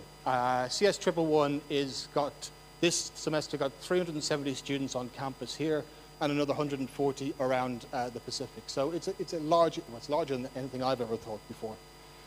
And we identified a need. The book costs were astronomical. Most of the students, I would hasten to, they basically just downloaded a PDF from the internet. So I was encouraging copyright violation. I'm not a fan of copyright, but whilst the law's on the books, I'll abide by it. The other thing about it was the understandability of the examples in course texts. Thank you very much. I've got 2 more minutes. For example, one of the chapters in the book, it's a good book, nothing wrong with it. It just uses the US tax system as one of its examples in the books. Now, it is not my job, people, to teach Fijians how to pay tax. And it's definitely not my job how to teach Fijians to pay US tax. Right? And it's certainly not my job to try and introduce the idea of income tax into Vanuatu, where I'm told they don't have it. Right? So what can I do? Well, I could change the examples. Take a lot of the I'm not taking the content from that book, but keep with a lot of the same content, but change the examples so that they're more appropriate and more accessible to students here. I can talk about rugby, I can talk about selling kava, I can talk about soccer or netball, which is very similar to rugby when I've seen Fijian ladies play it. But it starts with the whole open source idea. It starts with the whole open culture idea. And within 6 weeks, we produced a book. I think there's about 7 chapters in it because some of the chapters are based on previous work. We've adopted it. Oh, there it is. Fantastic. Look, some of the content was originally written by Alan Downey. I corresponded with him afterwards. He's delighted. It's exactly what he wanted. He released an open source textbook. I threw away a lot of his chapters. I added in some that are more appropriate. I changed around the structure of the book because, like Richard said originally, we like to follow the structure of the book here at USP. So how do I follow the structure of the book but change the structure of the course? Well, I change the structure of the book. It's brilliant. It's straightforward like that. Okay, so in my last not 10 seconds. I've got 2 minutes. What I wanted to do and what I'm beginning to do is move to a kind of a more flipped classroom model. So what we've got a lot of lab sessions in computing. And what I like to do is get the students to try the things in labs before I talk about them in lectures. Now, this is very scary if you've never done it before. And it requires a lot of patience from the educator side and a lot of patience from the student side.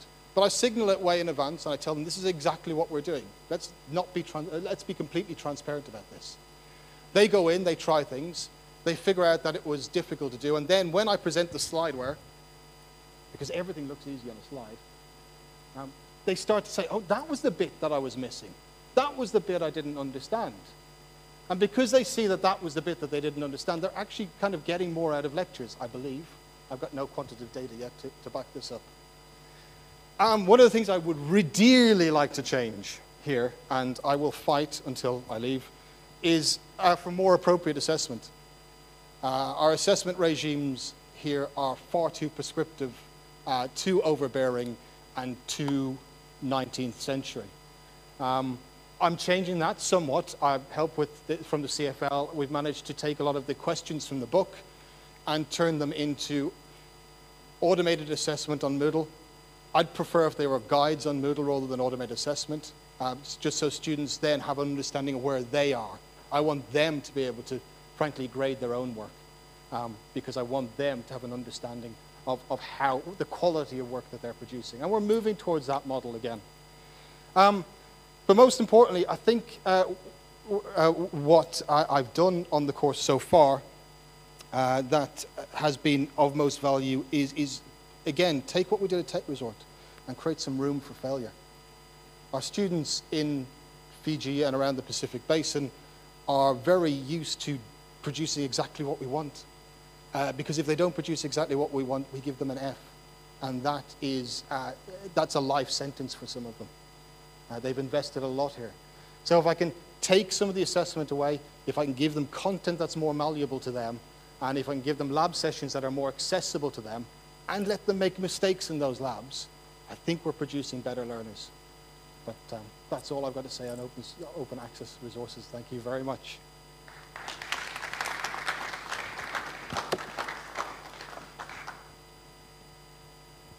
There is room for questions if anybody has any questions.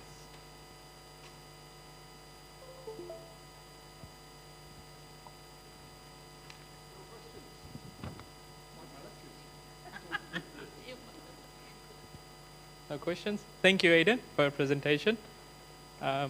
We'll have the library.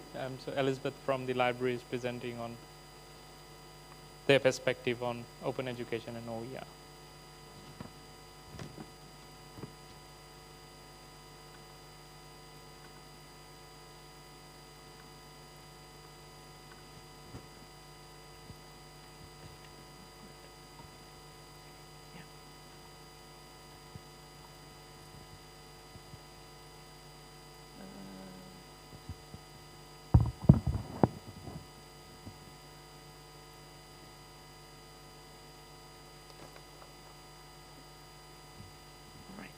Okay, I'm not going to walk up and down and give the cameraman a bit of a hard time, but good morning, everyone. Morning, Som, and to colleagues.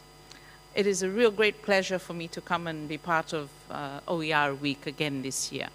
I was part of the library was invited last year, and those of you who are at my presentation would have recalled that I gave you some background on what underpins the library's approach to OE based on the International Federation of Library Associations policies and standards, and backed up by the Australian Library and Information Association's standards for OER as well. And I think this is a great opportunity to share with the university community our perspectives on open education with particular reference to OERs. And I take this opportunity to also thank VCNP, DVC LTSS, PVC Naidu, Mr. Campbell, for all the work that they've done in embedding open education into the university's processes. Okay, I'm going to talk about academic libraries and open education, the library's perspective, which is the core of this presentation, and the library's OER portal. But first, academic libraries and OE. Like universities worldwide, the increase in university education and textbook costs made them unaffordable for many students and for libraries as well, given our restricted budgets. But this gave impetus to open education and the production of open education resources. It was a reaction to a case of need.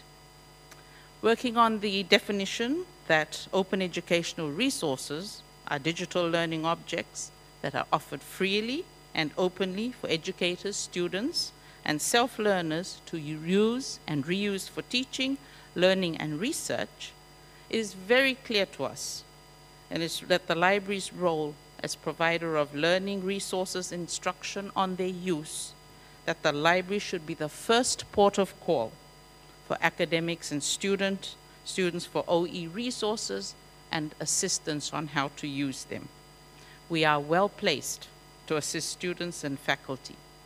Therefore, the Open Education Initiative falls well within our causes for championing support for learning and teaching.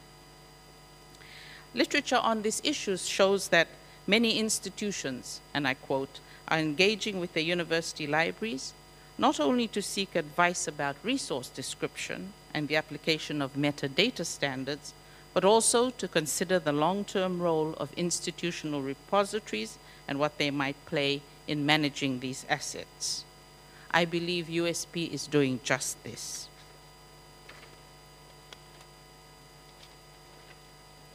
Everything the library does is linked to its vision and mission.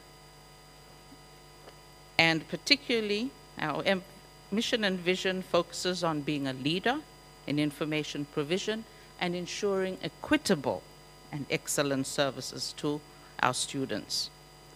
The decision by the university to move into OE is for us a direct response to this issue of achieving equity, and by virtue of the centrality of the library's role in information support for learning, teaching, and research, it reinforces implicitly and explicitly its role in OE provision and engagement. Okay, the library's perspective.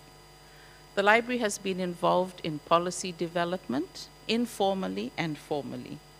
In 2010, you will recall Kathy Moore came to the university as the copyright officer, and she prepared a discussion paper, a draft discussion paper on USP principles for the development of open educational resources. As she was located in the library, this was the first formal attempt to address the issue of open resources and began a very detailed conversation for some of us on this issue. At the time, it took some time for us to develop the policy, and all credit goes to Professor Naidu coming in and getting the policy in place. And I'm pleased to state that the library was part of the consultations and via the 2 workshops with the Commonwealth of Learning. And you will recall what he shared with us on the policy, and I think of particular reference to the library is the section on the judicious selection of OER, something that we do. We are also a member of the University Initiative for the Conversion of Courses and Design of Textbooks, something which Aidan was referring to, and the 25 projects. The USP, like many universities throughout the world, found slow responses to requests from academics for the conversion and creation of new courses. There were few, but it was slow. And what did we have to do? We had to incentivize academic staff and colleagues and professional staff. But that's nothing new. Other institutions, UCLA, University of Mississippi, and California State University had to do the same thing. So it's not as if our academics were treading more slowly than any others.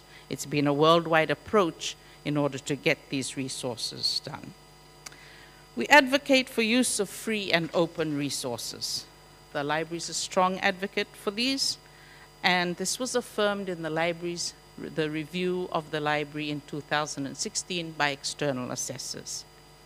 What we found is that academics do not naturally think or turn to OERs as an option.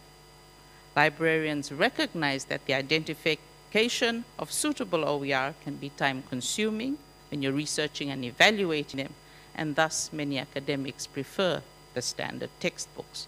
But we are trying to change that with what we're doing. So we have addressed this as the library in 2 ways.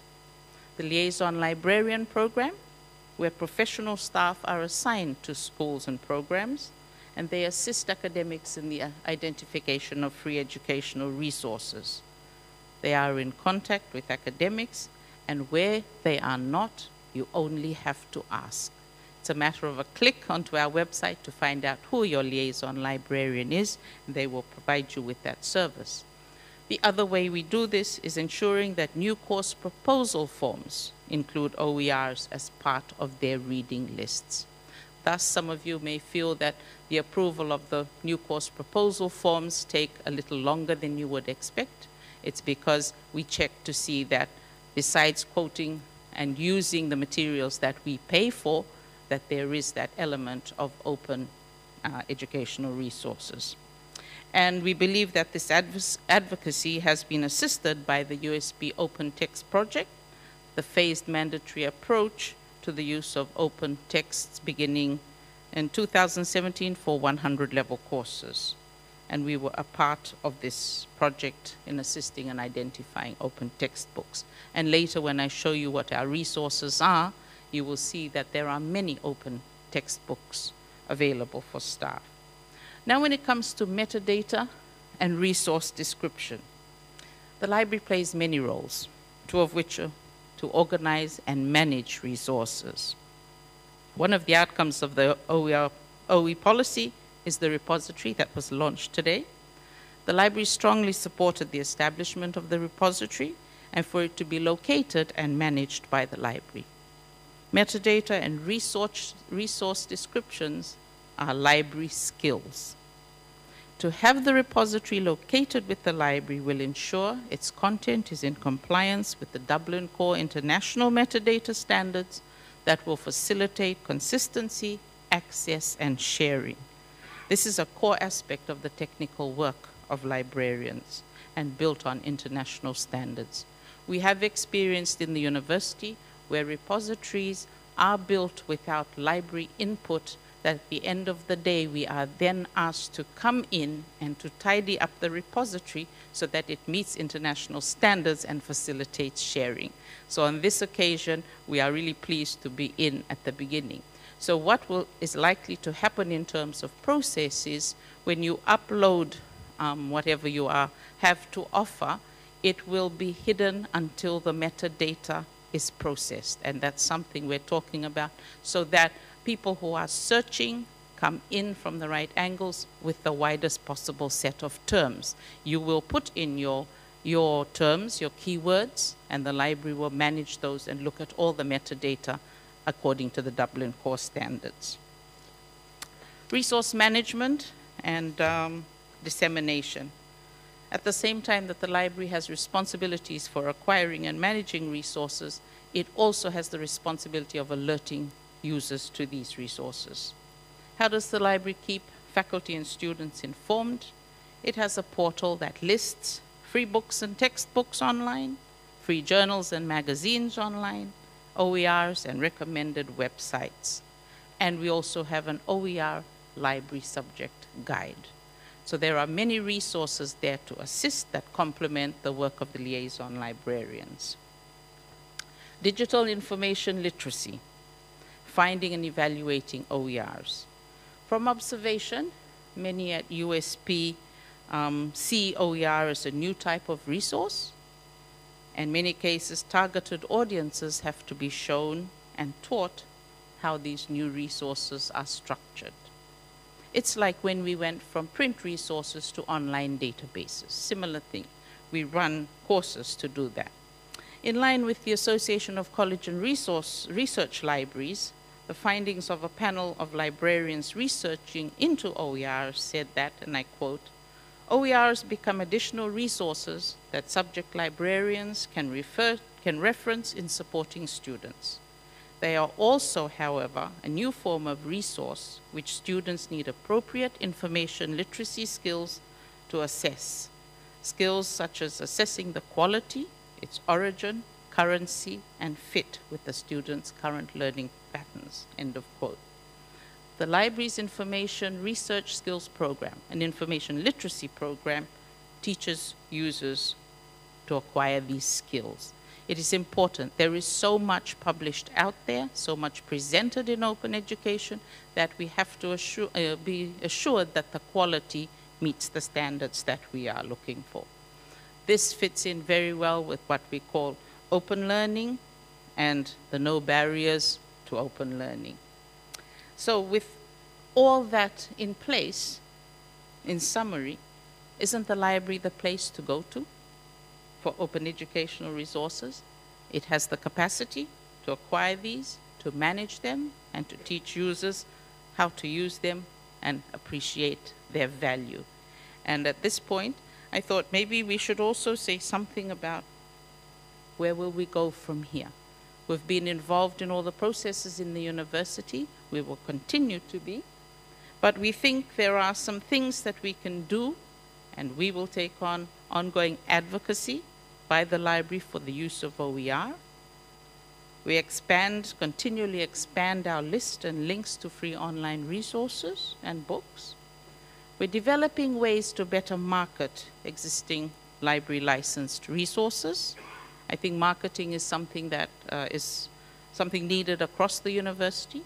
And I think for the library, whilst we're located centrally, we're not the first point of call, but we are working towards that.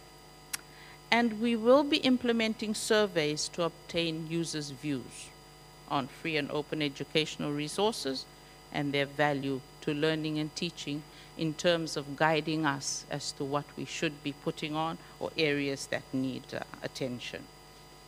So do I have a few more minutes? I'm fine. Okay. This is the library website. So if you haven't been to it, I hope everyone here has been to it. Look down here, open access resources. So that's what the front page looks like. This is what the open access resource page looks like. And these, where is this? Okay. All right. And this is what I referred to. Free books and textbooks online, free journals, free magazines, open education resources, recommended websites. So there's a wealth of information there. Let me see that. I'll try and take you to, okay.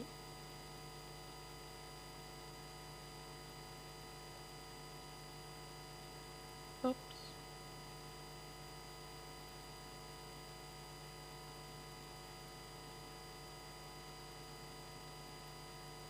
Let me click on that. Oh,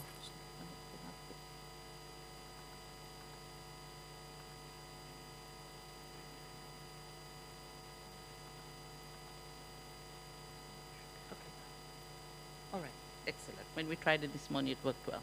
So when you go into these, there's a whole range of resources. Bookboon, OpenLine, online textbooks written by highly respected professors from top universities, well, covering topics such as economics, statistics, and IT. You've got Boundless there. The catalog contains education, British Library, British newspapers, college open textbooks.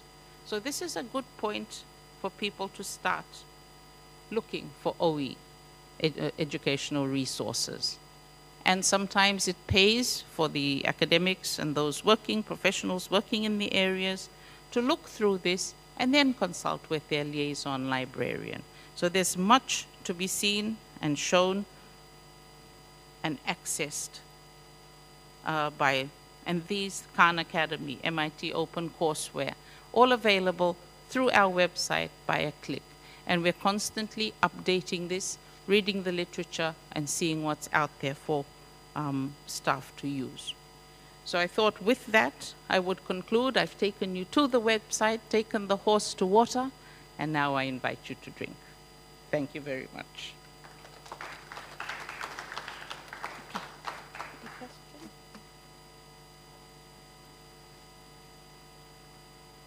Any questions? Happy to answer any questions.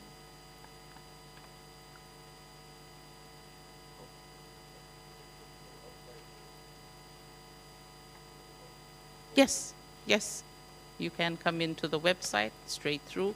If you're a student, sometimes you may need to get in by easy proxy, but for some of them, but for the most, they are available.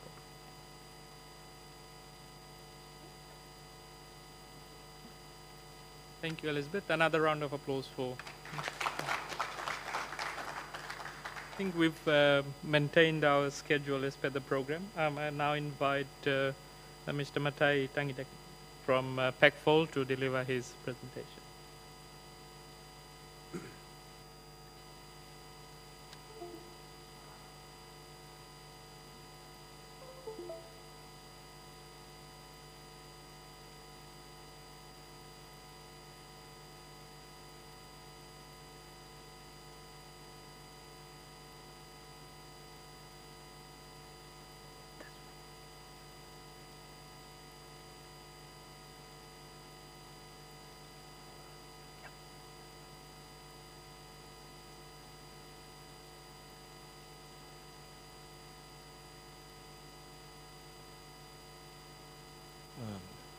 Good morning, ladies and gentlemen.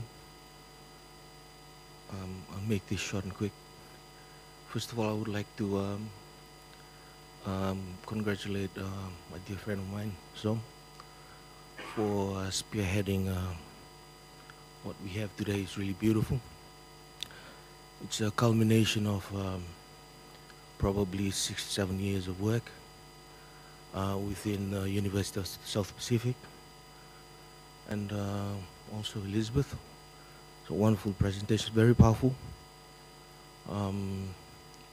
It's going to benefit the Pacific in a lot of ways. I'd like to also acknowledge, I think someone from the Fiji Education Commission is here as well. Thank you for coming. I don't know if FNU is here, or UniFiji. Are you there? Oh, great, good, yeah, mate.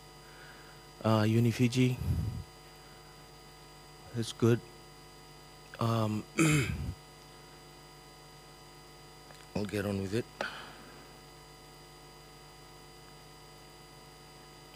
This is what I will be presenting on today. I also thank you for inviting me again this year. It's given me some time to come away from my computer. What happens when you spend too much time in the digital world? You find it difficult to come and speak in public because most of your thoughts are your words. So, what is PECFOL? Let's quickly define what PECFOL is, who we are. It's a new regional center. It's a virtual center hosted by the University of South Pacific. It's also an initiative between the Commonwealth of Learning and the University of South Pacific. It was established originally in 2015 to champion open distance flexible learning in the Pacific through awareness, advocacy, and capacity building.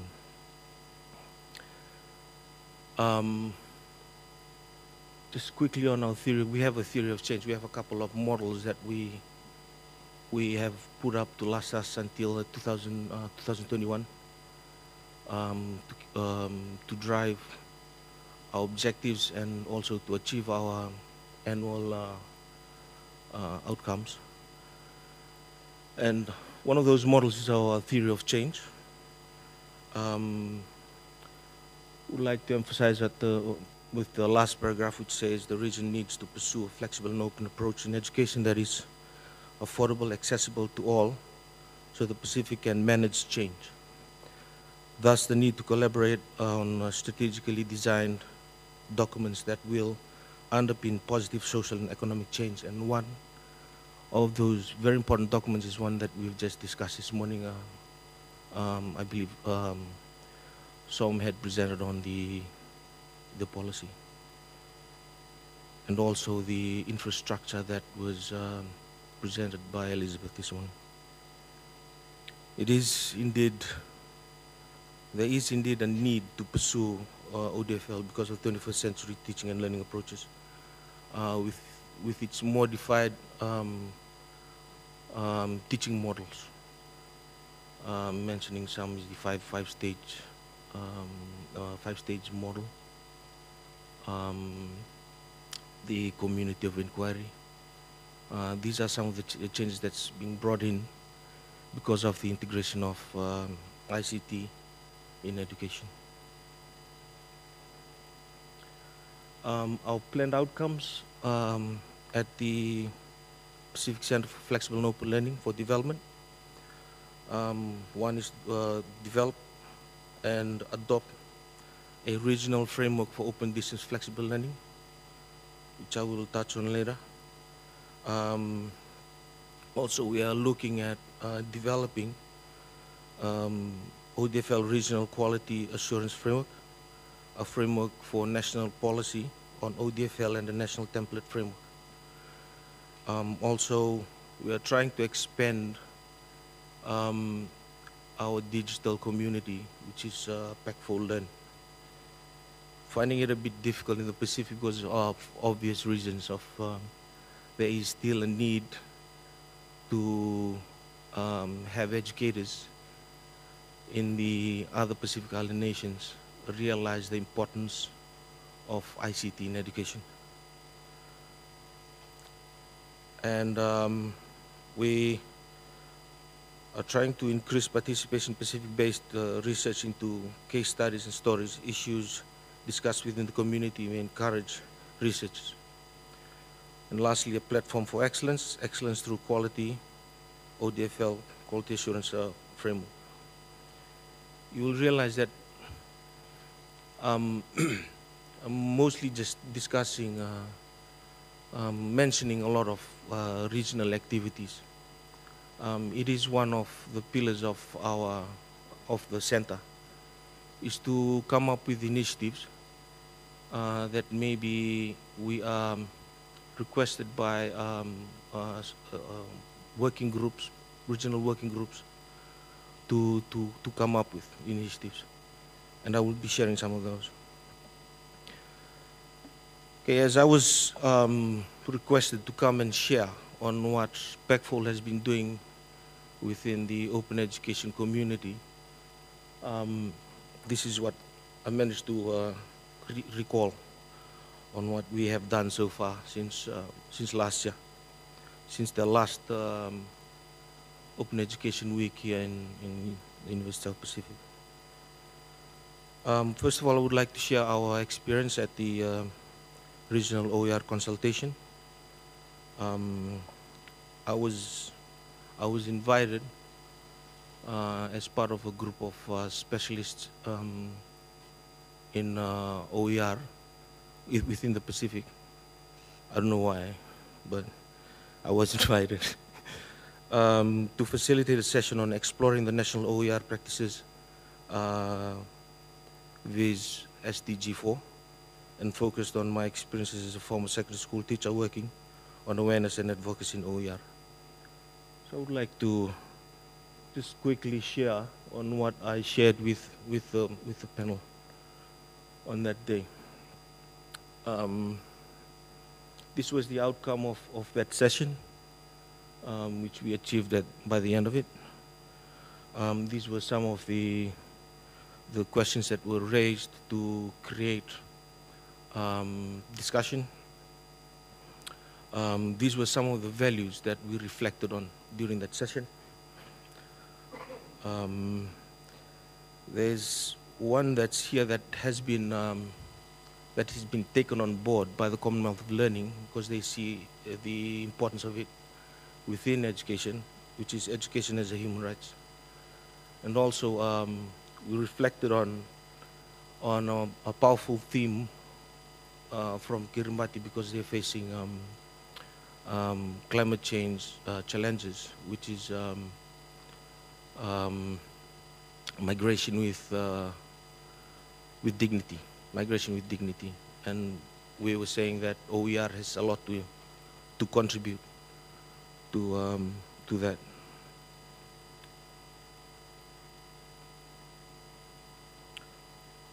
Also, I shared the experience that we had with through the Fiji Education Commission. Fiji was able to come up with its own national policy, which was in 2016.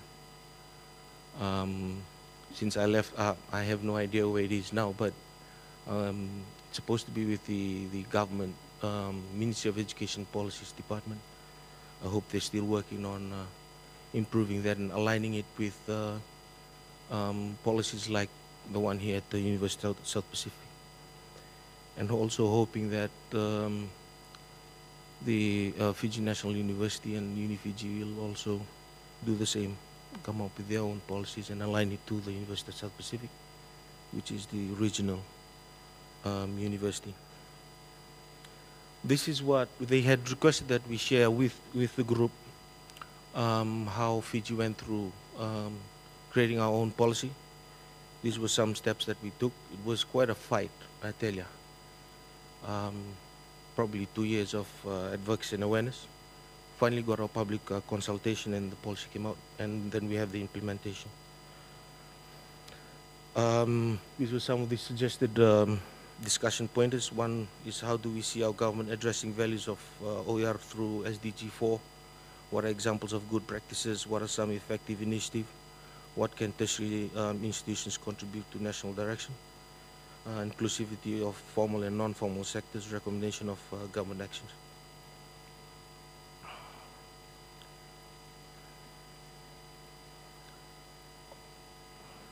That was one of the activities that PECFOL had participated in last year with regards to open education.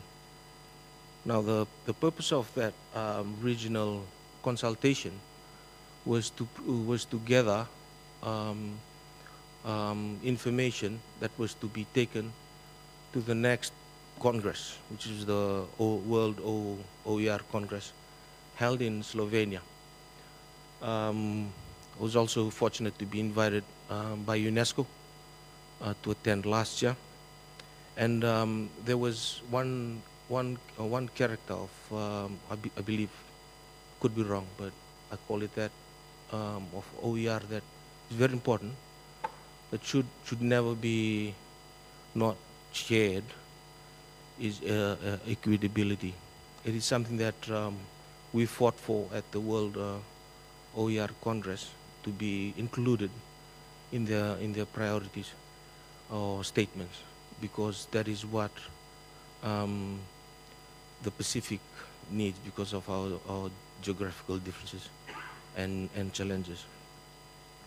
So I'll quickly just share on what happened at the World OER Congress. Out of the World OER Congress, in alignment with the regional consultation, we finally came out with a regional OER action plan. Would like to share that action plan with you all as well. The action plan comes out. Oh, there you go. I'll just shift it across. There it is. The action plan will later this year, hopefully, if the FEDMM approves of the ODFL framework, will become an annex to the ODFL framework and become one of the first outcome projects of the Open Distance Flexible Learning framework for the Pacific. So it's quite a very interesting document that has come out of two. One was a regional consultation. The other one was a World Congress. So it's, how I've written it is, it's divided into two, where the first bit is how the outcome of the regional consultation aligns well with the World Congress outcomes. So during these are the participants that were present during the regional OER consultation. We had the Minister for Education, Kirimbati, and during this consultation, we chose him to become to champion OER during the World Congress. And we had the permanent secretaries from Kirimbati as well. We're the chair of COL, Board of Governors. So if the quality of the content of the document is questioned, I don't know how better you can go. So these were the outcomes that came out of that meeting. 9 themes: advocacy and awareness, enabling ICT infrastructure, national policy, Creative Commons, HR capacity building, strategic alliances, culture and language research and development, federation of OER repository. This was a very interesting idea that was brought up, to have a federation of OER repository. Have a repository that enables anyone in the world, or in the Pacific, in the region for that matter, to access repositories from anywhere within the Pacific, from one area.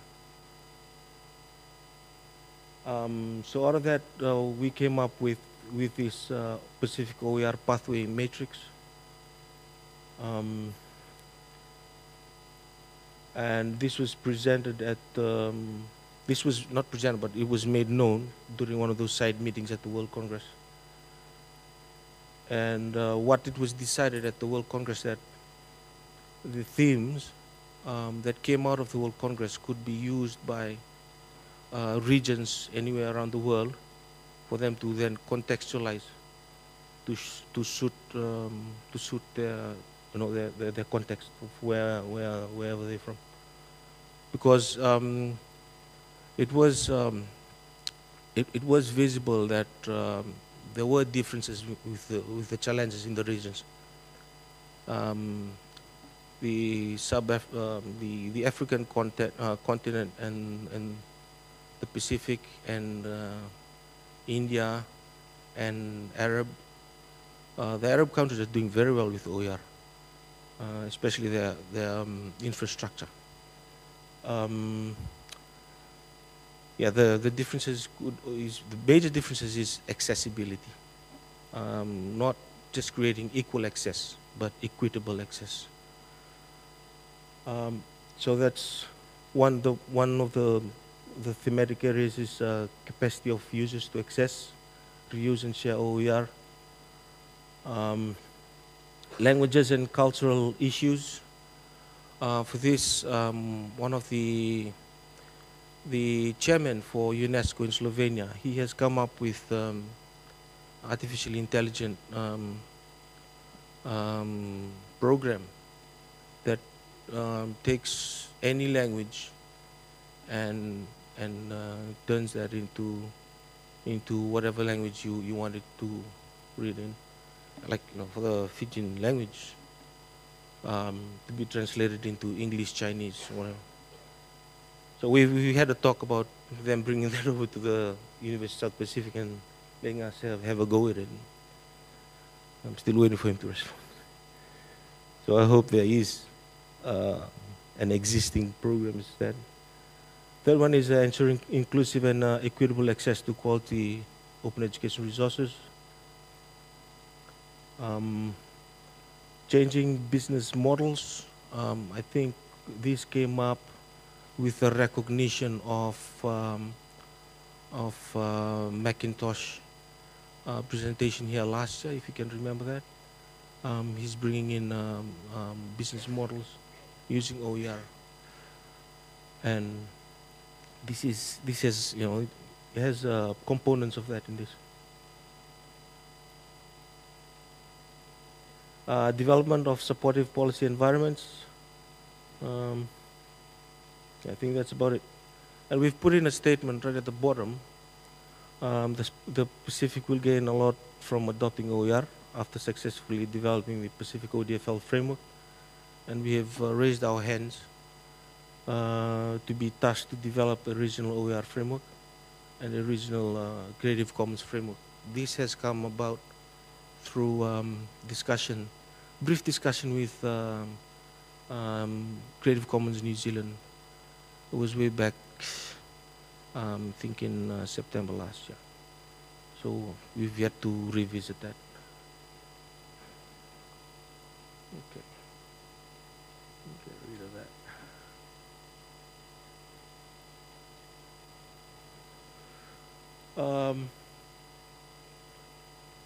We were also tasked, PACFL was tasked by the Pacific Regional Working Group to come up with a framework for open distance flexible learning. I'm proud to say that PVC SOM was also part of this process. Yeah, that's it. Can it open? Yes. I'd like to open it. Okay, it's in PDF, but let's carry on. Yeah, the framework is designed to be a direction for all for any of our island nation who would like to set up infrastructure, and there has been a lot of communication on moving towards that direction, but they don't know where to start from, where to begin. Is it possible to open this?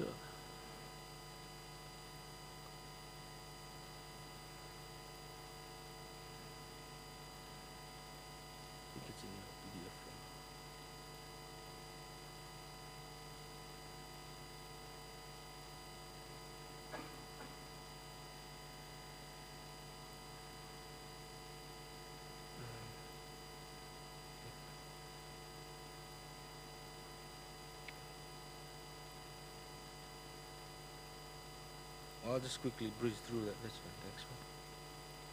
That's fine. Thanks. Yeah. So what's happened is after 6 meetings, we finally came up with a draft ODFL framework, which was presented at the Pacific Heads of Education System meeting last year, and thematic topic. Teaching learning, and it was highly received because all of the attendees were permanent secretaries from their respective countries, and they were very happy that PECFOL, USP, through PECFOL has come up with this. So now we've just received communication from the Forum Secretariat, Felipe Chitoko, the other day, that they are going to be pushing the document through to FEDEMEM, which is going to be later this year at the Forum Education Ministers meeting. It'll be held in Nauru.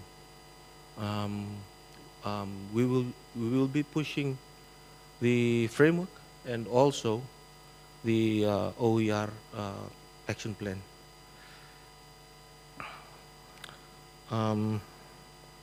Lastly, on one of our activities, last year was also the Pacific Flexible Skills Development free online course. This was facilitated by Bibia and his team. He did a very good job. Unfortunately, we had lost a lot of our participants because of a time lapse in waiting to get it running because of some minor details between call and PECFOL. But we did go through with that. The numbers that completed was better than last year, but it was not as we had expected, but it was better than last year. So these were the activities that we involved ourselves in last year within the open education community. Okay, now nearly finished. Planned activities. These are our planned activities this year. This is what's been keeping me in my room most of the time, which is why I'm happy to be here this morning. During the focal point meeting, Pacific meeting this year, February, it was discussed that there is to be a human resource capacity building workshop for the Pacific for training of trainers in ICT in education. And I was to start work on developing and designing this workshop. So this is what we are going to be taking up most of our time, most of our time this year, is delivering this to initially four countries. What will be oh, good. I can open up the program. I just want to share the program with you, so just to let you know what we will be doing. We will be beginning with Tonga, because Tonga has really requested that we start there. Ricky from Call will be going to Tonga through Fiji, bringing 250 Aptus devices, and also tablets to help Tonga education with getting their students educated, while because of the cyclone and stuff.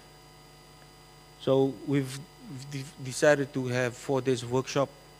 Day one we will be looking at ICT in education, focusing on technology-enabled learning.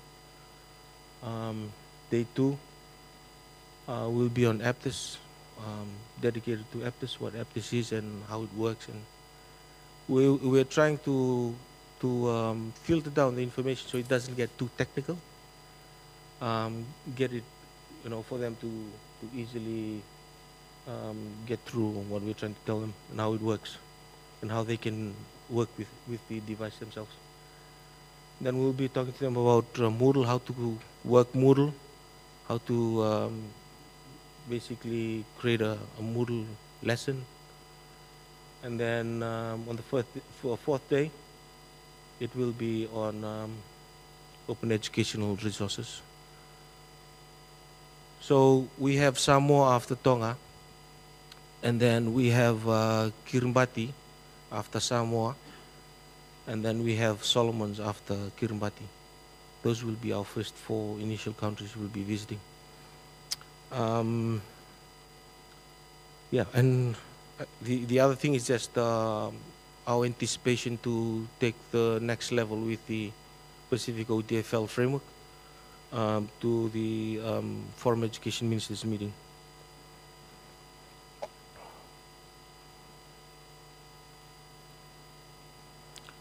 Deepak also requested I mention some challenges. There's so many. The biggest one, which I hate mentioning, is money. We need money to function. We need funds to create infrastructures, to travel, because there's something I say, you can't catch a bus or ride a horse down to Samoa. It's either a plane, a boat, or you swim. And that takes a lot. But it's good that we have our partners listening to us, paying us attention, looking for ways they can support us. But I would like to just share this morning, challenges create part of our direction. So we should give thanks for challenges that we face. And mostly, it is the resistance to change. That is one of the challenges as well. And mindset to adapt and adopt to 21st century approaches, which is focused on 3 very powerful, for me, powerful terms: equitability, accessibility, and quality. I'm so proud of how the library has come about preparing their quality assurance process. It's amazing. It could become something that, an infrastructure that can be adopted by other universities, national universities around the Pacific. It's pretty good that they've come up with that. And quality is very important. Quality is very important. There's a story about equitability. Trying to drive the point with the difference that we Pacific Islanders see equitability and equality. It's a big difference for us. It's a big difference. Because equality is access. We can all access it. Okay? But equity is quality access. Yeah? So, trying to get my point across, I told them it's like three kids going to watch a rugby game. There's only one of them who can comfortably stand there looking over the fence. These other two kids, one is barely, okay, and the other one cannot get his head over. So the platform is uneven. To create equity in that situation, they will need to create a platform where they can all stand on and access what they're trying to access, which is comfortably stand there and watch the game. If we can get these points across to our other Pacific Islands, in our context, in our language, in the way we think, in the way we perceive things, it would be very powerful. Yeah, which I also think which should be the motivation for, these three should be the motivation for more human resource capacity building with active awareness and advocacy activity at all levels. Thank you.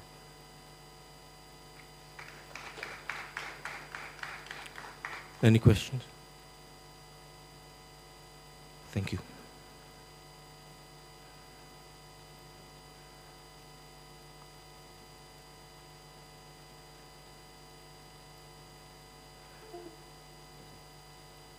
Thank you, Matai, for your presentation. We're coming to the end of the presentation. We have Ernest Gibson to present on students' perspective on OER, and then followed by a panel discussion.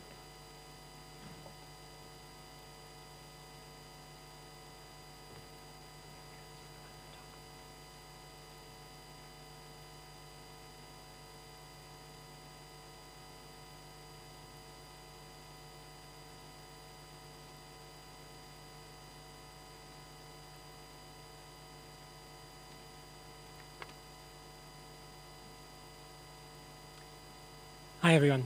Thank you for the introduction. My name is Ernest. I'm a student here at the university. I'm in my third year. I'm doing a Bachelor of Arts in Politics and Pacific Languages. And I am very excited to be talking about this. For those of you who attended the Learning and Teaching Forum last semester in about October, you would have seen that I also gave a presentation on the same thing. So if you didn't attend that, lucky you, because I'm giving a very similar presentation today.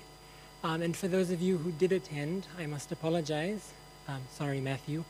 I'm seeing other familiar faces in the room as well, so because it will take a very similar structure. However, for your advantage, I have added new photos, so hopefully it's not too much of a snooze fest.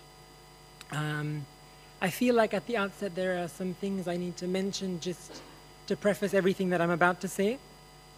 The first thing is, unlike Aidan, I don't have a background in software, so as you can probably tell by the subject choices that I've chosen to undertake at university, so I don't have the technical experience to really provide you with a proper technical analysis. What I can give you is more of what I like to think of as a qualitative experience presentation. And the second thing is, although I do study politics, I don't think I would make a particularly good politician, not least because of my unruly hair and very poor sense of dress, but because when I say things, they tend to be a little bit more crass. So please bear with me.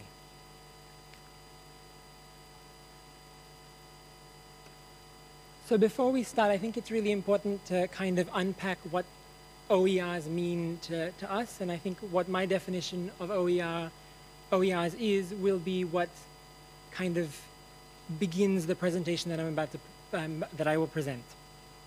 So the definition that I've completely stolen from Dr. Wayne McIntosh, who presented last semester.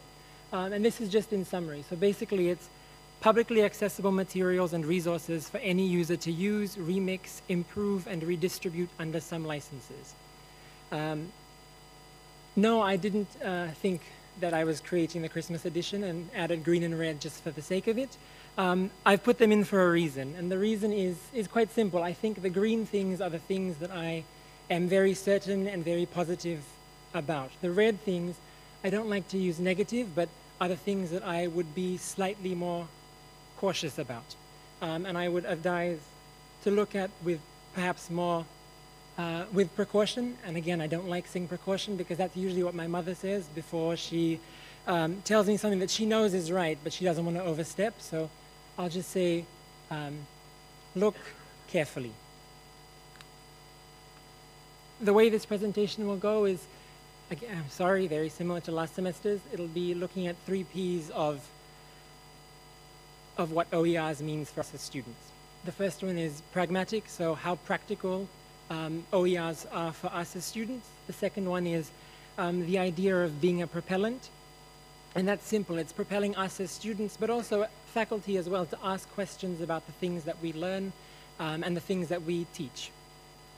And the third one is possibility. And the possibility here is that it presents us with the opportunity to have a Pacific-driven narrative. And it's really important to realize that there's a difference between a Pacific narrative and a Pacific-driven narrative. A Pacific narrative can be anything written by anybody who maybe has never even come to the Pacific about the Pacific. A Pacific-driven narrative is one that is driven by us here in the Pacific about us. It's essentially telling our own stories. So for anyone who has attended university, who has had the privilege of being a student, I think some of these images might resonate a little too well with you. The reality of when you are a student is, unfortunately, this magical thing happens. And I remember when I was in high school, I thought, well, I know how to save money. I tend to spend on only the things that I need. But then I came here and realized that money just kind of disappears. It's this magical phenomenon. I don't know how you can explain it. What's worse is if you're a full-time student and you don't have a job, the money just doesn't even come in, but it's still going. And so, thank you for laughing. That increases your brokenness. There's a really great song that's come out recently that I think describes us uni students quite well. It's called Young, Dumb, and Broke. Obviously, only 2 of those apply to us. We're young and broke because we have a great education and we aren't dumb. But when you're looking at things like the cost of a textbook, that's something that is, in reality and in practice, it's not a great thing for students. It's funny to joke about it, but actually it's real. Like, for example, when I first came to USP in 2016, one course of my 4-course load for that one semester had a book that cost about $300 new. I was fortunate to buy it secondhand. They have like little Facebook pages where you can buy stuff. You know it's a problem when Facebook starts addressing it. And it was $150 for a secondhand textbook, which is great. That's a 50% discount, but it's still a lot of money. And if you think about, I have another 2 years to go. So that's 6 semesters with 4 courses in each. And if each of them requires a $100 textbook, I'm not great at math, but that's a lot of money. And for those students who, one, can't afford the textbook, it becomes a problem that affects their learning. And that's not what you want from an institution that is a promoter of learning. So you can do that. You can go the route of buying a secondhand textbook for considerably cheaper, or you can do as Aidan suggested, which I'd hoped that no teachers knew we did, was just go online, Google the title of your book, PDF, find the pirated copy, share it with your friends. Because that's essentially what we've been doing to survive, because not only is there a problem of textbooks being expensive, but there's also the issue of textbooks aren't always there. And if you have a class with upwards of 300 students, and that is constantly being rolled out, unless the same is happening with the books in the bookshop, it's not always going to be the case that you go to the bookshop and say, hey, I'd like this book, but then they have it. You know, that's not always the case. But I would like to say that I don't want this to be a presentation that becomes about bashing traditional forms of education, because they have their merit. Textbooks can be really good resources so long as you have them in tandem with something else. So this brings me to the next part of the presentation, and that's the idea of OERs being a propellant for us as students, but also for faculty and staff. Textbooks, here I go again, bashing the textbook, but textbooks have an issue with them, not only with cost and availability, but there's this thing where when I open a textbook that has like Penguin, it's got Penguin on the bottom, and it talks about all the different people that have gone into the contribution to it being created, I immediately think, ooh, now that's the gospel truth. Everything in that textbook is going to be absolutely right. There are two problems with that. One, truth is subjective. So what my truth is may be very different from what Matthew's or Elizabeth's truth is, particularly with a subject like politics or with language or with virtually anything that you study in depth. When I was in high school, I did math, as everyone does, and so it's easier to tell if something is wrong in the context of a high school maths class, because you can just check a calculator, or you can look at the answer sheets, which they don't encourage, by the way, and you can see if the answer's wrong. Whereas if you're dealing with something like an ideology or a belief system or the way in which people think or cultures, these things aren't so clear-cut. There isn't a yes and a no. There's a very large gray area, and how that is kind of demonstrated in textbooks is not always clear. So you need to have other resources available to you, so that you can then be able to say, well, this person is saying this, and this person is saying this, and then you can form your own opinion. And I think that's far more important than giving a whole bunch of facts to students to learn and then reproduce in an exam. I think if you give students the ability to read and engage with learning materials, it makes us more, one, engaging as students, so you'll probably get more questions in a lecture, but also it means that we aren't just kind of learning to photocopy, because we have technology that photocopies. We want students who can create as opposed to replicate, if that makes any sense. So moving on to the third one, and this is the idea of having the opportunity to create a Pacific-driven narrative, or having a Pacific perspective that's a lot of P's, having a Pacific perspective that's available for us in the Pacific, but also for people who aren't in the Pacific. I'm so tired of opening a textbook that talks about the Pacific, and it's actually written by some old white man sitting in London who's never actually been to the Pacific. How are you supposed to, one, create anything that's authentic and real, but how are we supposed to learn about ourselves from somebody who doesn't know us? For me, that makes no sense. However, it's not all doom and gloom. There are lots of Pacific scholars who are, some in this room, some outside teaching classes, and some who are yet to discover that they are these people. And that number is growing. And, so people like Teresia Tewa, Epeli Hawafa, these five sitting over here, they represent that change. And so I think because I do a subject that isn't so navigated in the Pacific, it means that I have the privilege of being able to see and engage with readings that aren't just stuff that's been, downloaded from someone else. It's stuff that has been tailor-made for the learning experience that I am here to get. And for me, that's something that is really, really important. Moving on to my second to last slide. What does all my babbling about this experience actually mean? And it means a few things. And I think it's really important to reflect on this question, because whether or not you're a student, you're a teacher, you're a member of any other staff, or you created open educational resources, that's something that you need to ask. What is actually what we've done over the course of the last 10 minutes or 10 years actually mean in practice? And there are a few things. The first thing that I would like to address is, like with any new initiative or any new implementation into any sort of institution, there are going to be problems. And I think it's great that we stand here and we talk about how great OERs are, because I am a firm believer that they really do have merit. But I think it's also equally as important to kind of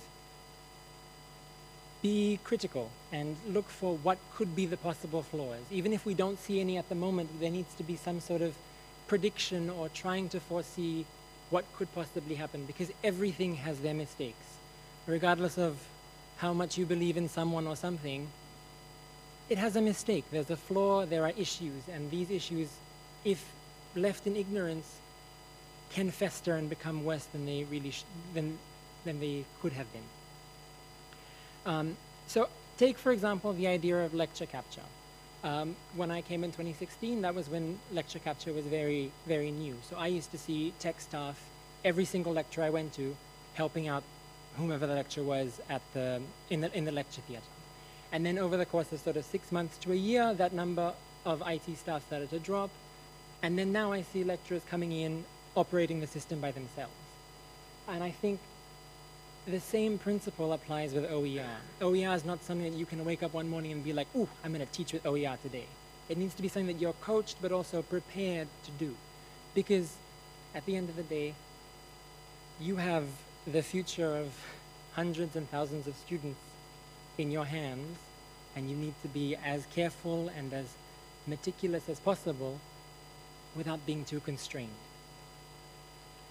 So my suggestion is actually something that has been touched on by everybody that spoke before me. I think it's really important that you have a sense of coaching that happens alongside the implementation of OER, so that people aren't kind of thrown into the deep end, and it's not something that we're shocked by. And I'll give you a quick example. Like watching some of the presentations before me, there are some things that I had no clue what they meant.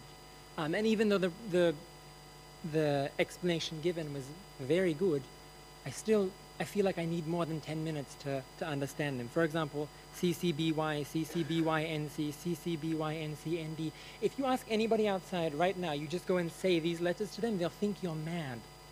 You need to actually take the time to explain them in detail, so that not only staff who implement these things in their courses, but also the students who are going to be the recipients of these also have a fair idea of what they mean.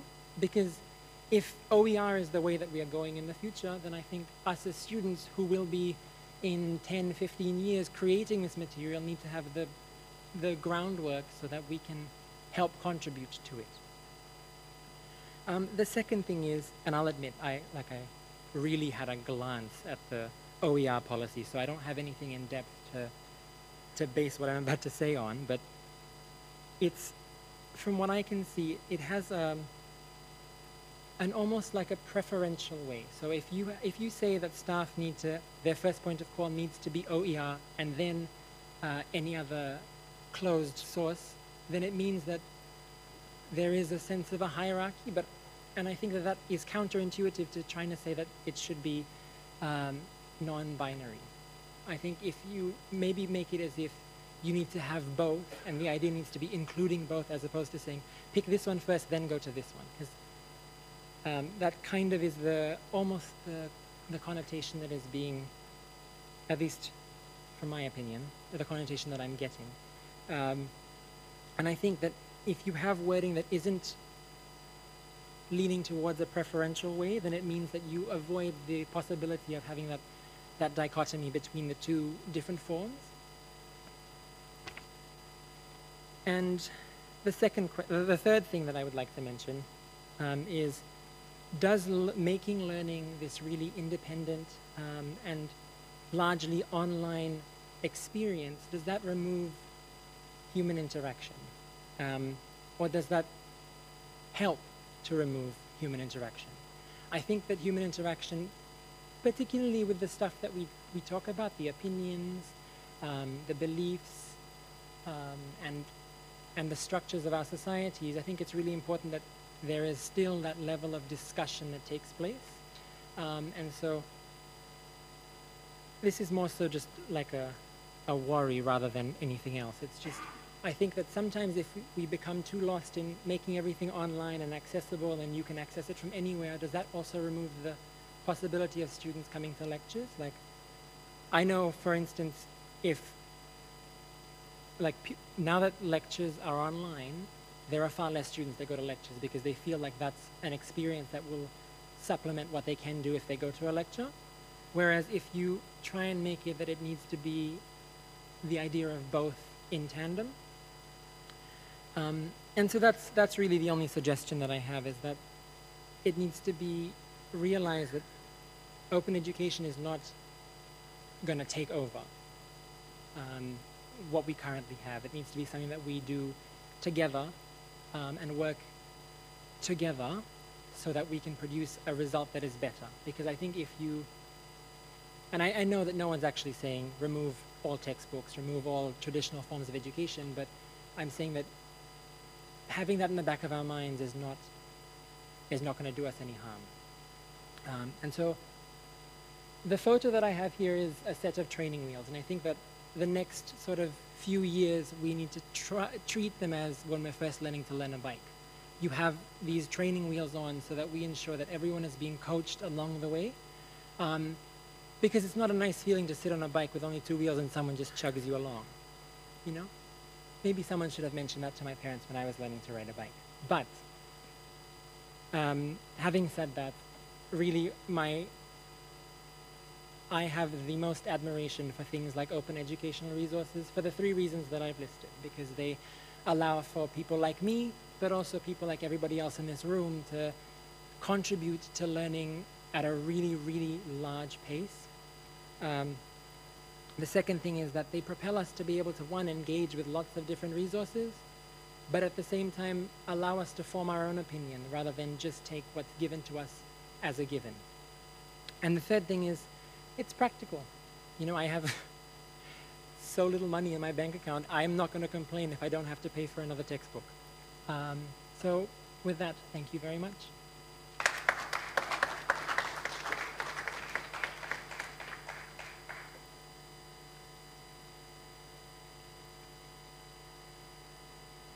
Thank you, Enes, for your presentation. I guess that will raise some food for thought for academics to think about. Moving on with the program, we'll now move on to the panel session, and I would like to invite all the panel members to come forward. As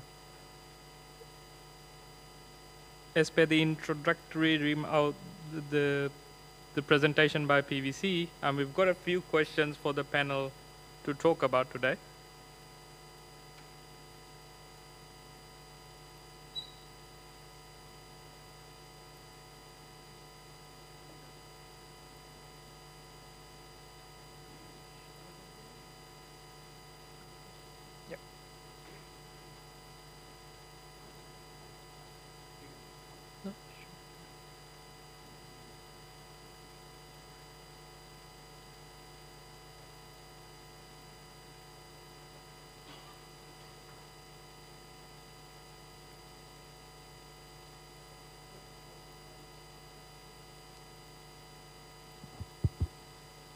I know people are getting hungry, and there's a lot of food outside, so stick around, you know. We're going to have that in a minute. Look, a lot has been said this morning, and I've been listening very carefully. I'm sure you have as well. Despite the fact that a lot of people are not here, everything that's been said today has been recorded, and this will be posted on our website and distributed throughout the university. So don't worry about the fact that there's not too many people around here, because what you say will be disseminated and distributed through other fora. So what we say here, what we talk about now is going to be important, is the point that I'm trying to make here. I have a bunch of questions here which I'd like to put to the panel. Not necessarily in any particular order. You don't have to look around, you know, I'll just pose it to you. So given what we heard this morning, given everything that we heard, both from, from everyone's perspectives, the kinds of questions that are, well, threefold really. I mean, first and foremost, what is your take? As simple as that. What is your take? What are your views on anything and everything that you've heard this morning? And the second part of that, if you want to take it at the same time, is, well, then what are the challenges, you know, and what are the opportunities? And then finally, what do you expect things need, what kinds of things need to be in place? So basically, it's a threefold question. What are your views? What are the challenges? What do you expect needs to happen in order for us to move in this direction? So I'll just put those questions. You can take it one at a time, or you can take all three in one shot. Got a microphone there? Okay, thank you, PVC. Good morning, everybody. PVC, I'll take the comments about the live streaming and recording as an encouragement rather than a threat, and respond as openly as I can to this question on open education. I think that one thing that's come through from all of the discussions this morning is that open education is a reality. It's the reality of education in the 21st century, for us in the Pacific as elsewhere. And so whatever our prejudices we may have, or whatever excitement we may have about it, we all are in this together. And so it's worth us stopping and talking and thinking about what it means for all of us, rather than seeing it as something that's just being imposed from the outside. I think that open education provides us in the Pacific with great opportunities and also some risk. And I'll just spend a couple of minutes talking about what I see as the opportunities and as the risks. Starting with the risks.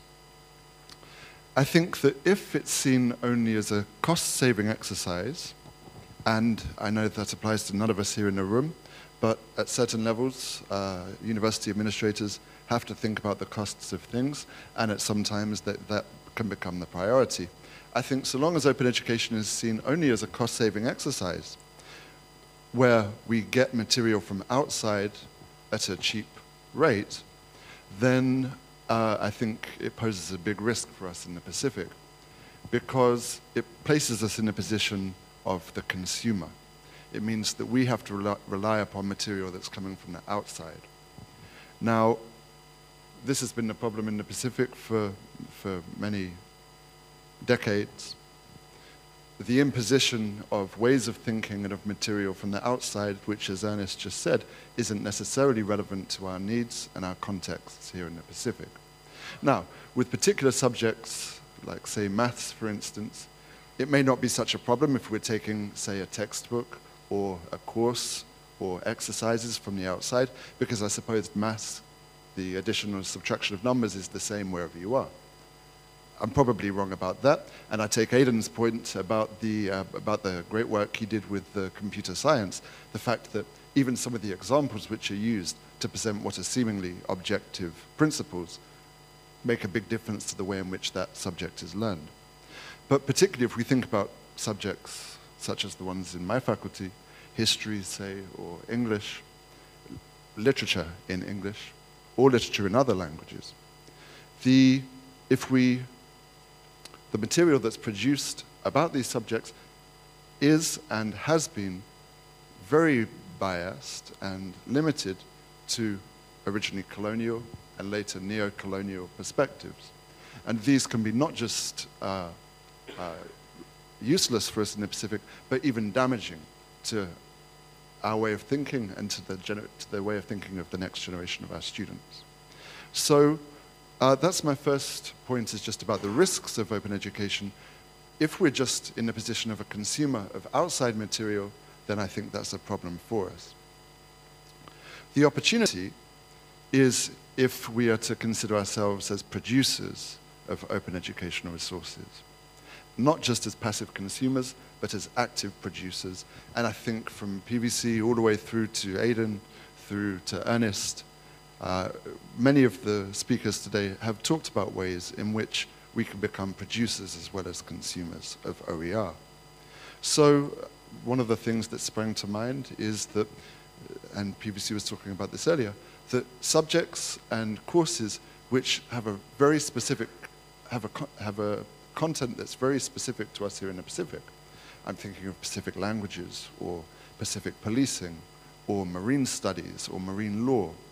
But, as Aidan showed, this could go all the way through to other less obviously Pacific-related subjects. If we can take those things and produce we should be the experts on these things. If we can not just know that ourselves and teach that to our students, but make that material available openly to those outside of the region, then I think that will both be a very positive selling point for the university if they want to think in terms of money, and it will also show that we in USP and in the Pacific are not just dependent upon outside material, but we are producers, we're active and equal partners within that process. That's basically all I wanted to say to begin with. Since PVC called me out by name, I should just respond to his comment earlier when he asked what we as academics feel about the open educational process. And I would just say that I think most academics think of themselves as educators and see their role as educators as being not just for the few people who are there in the room, but for being as wide and large an audience of partners and participants as possible. So I would think that in principle there'll be very little resistance to the idea of making our material available to those outside of our classrooms. However, I would say that the university needs to continue to ensure that staff would not be disadvantaged for doing so. And what I mean is, in staff review processes, in the rewarding of our intellectual and academic activity, the production of OER is considered to be as important and as valuable as any other of the aspects that we're currently measured by. So long as being open doesn't disadvantage us, I'm sure I speak for all academics at USP when I say that we would be all for it. And I should just end by commending and thanking BBC for the work that he's done so far, moving towards that goal. Okay, thank you. Thank you, Matthew. I'd like to make 3 points based on the discussion this morning. The first point I'd like to make is around coaching, and I know this came up in one of the presentations this morning. I think it's important that as we attempt to increase the focus, increase the use of open education resources, that we are providing enough coaching support, and I'm talking here from the perspective of academic staff, because basically we're asking academic staff to incorporate more OERs into various courses. And I would like to see the discussion move to, or at least incorporate more of how to, and show me examples. I think that is very important. I think the arguments about why we need to move to OER are well taken. And there's a little bit of pushback, but I think we understand the importance and why we need to do this.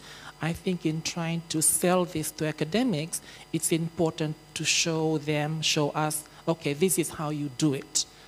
And these are some examples of what we consider to be good practice in OER, or the incorporation of OER into courses. So I would certainly like to put that on the table. I think it's very important that working with our staff, our academic staff, we show them how to do it. And I think we must make the expectation that once we have a policy and we say it should be done, that it automatically gets done, because people need to be shown how to do it. So that's my first point. The second point that I would like to make is around collaboration and mainstreaming of OER. And so I'd like to pick up on some of Libby's comments, but also what we are doing with the library. One of the things, part of the process of developing a new course or revising a course, because we have a lot of course revisions at the moment, moving from print, for example, to blended and to online. One of the aspects of that process is to look at the educational resources. And what we are finding is, for many of our courses, the textbooks themselves are very outdated. So we're getting forms where people are using textbooks written, let's be generous, 5 to 10 years ago. Yeah? And so the point is, okay, how is that content still relevant today? And now, it might be still relevant in certain disciplines, but generally speaking, the question would be, how relevant is that material now? So, the basic question is there a later edition of the textbook? And, if not, I think this is where OER really helps.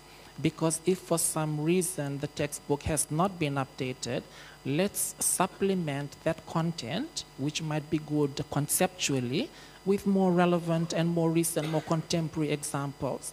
And I think that's certainly where OER helps. And so as part of the process of revising the course and getting that approved, we do seek input from the liaison librarians. And that's been very helpful. I think what we need to do at a school level, at a course level, is ensure that that conversation is happening much earlier.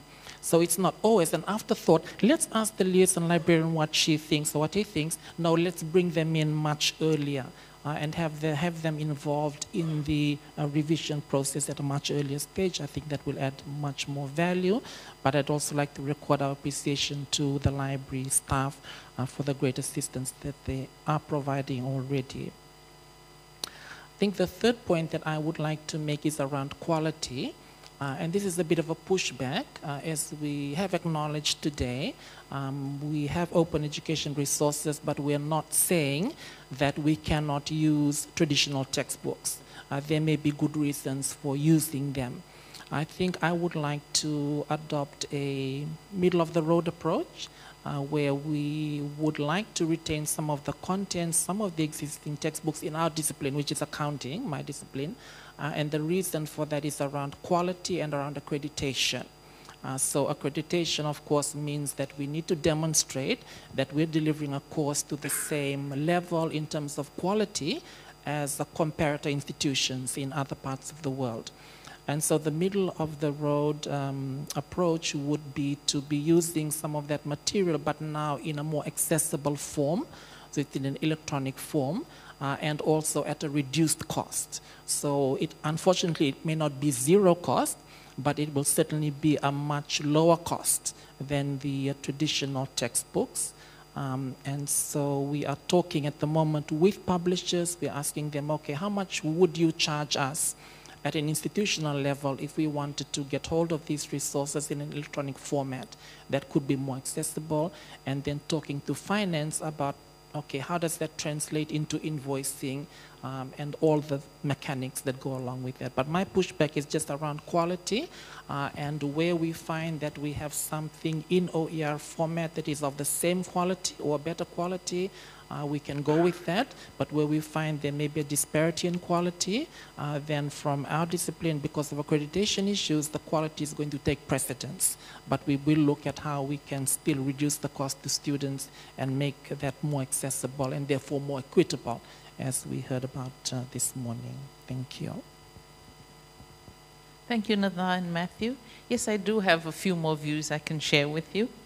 On the first issue, I approach OERs from the social justice perspective. I think that's an excellent way to approach it. I do know that there's always the concern about income generation and the publishers, but I do think there's enough out there to satisfy both groups. There's more and more being published in the OER area. So those academics who still gain and depend on that as income, I think there's enough out there. It's ensuring that both understand that they can coexist with what they do. There's one thing that comes out, and this is what I read in some of the library literature, a couple of surveys, the use of terminology. We're quite comfortable with OER, but you ask other people, they're more comfortable with free and open books and resources. So I think sometimes we need to ensure that we're not talking the technical language all the time, depending on our audience, and I think that's what Mr. Gibson, Ernest raised. Okay, in terms of the challenges, yes, I think Pacific content is something that has been a challenge.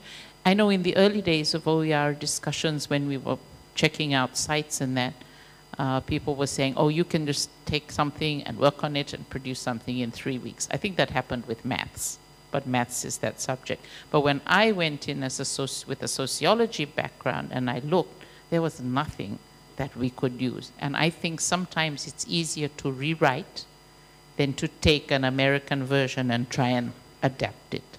So I think out there, and that relates to quality of OER. So besides specific content, like Nadar said, I think quality is important. The library actually gives people skills, teaches them skills on how to assess quality, certain criteria. There's so much out there. We are not going to decide what you should have access to. We will place it there, but we will also give you and teach you the criteria to use to make that assessment of what quality is. So that's something we can do. I thought this Open Education Week is always an opportunity to change mindsets, and I think that's an opportunity.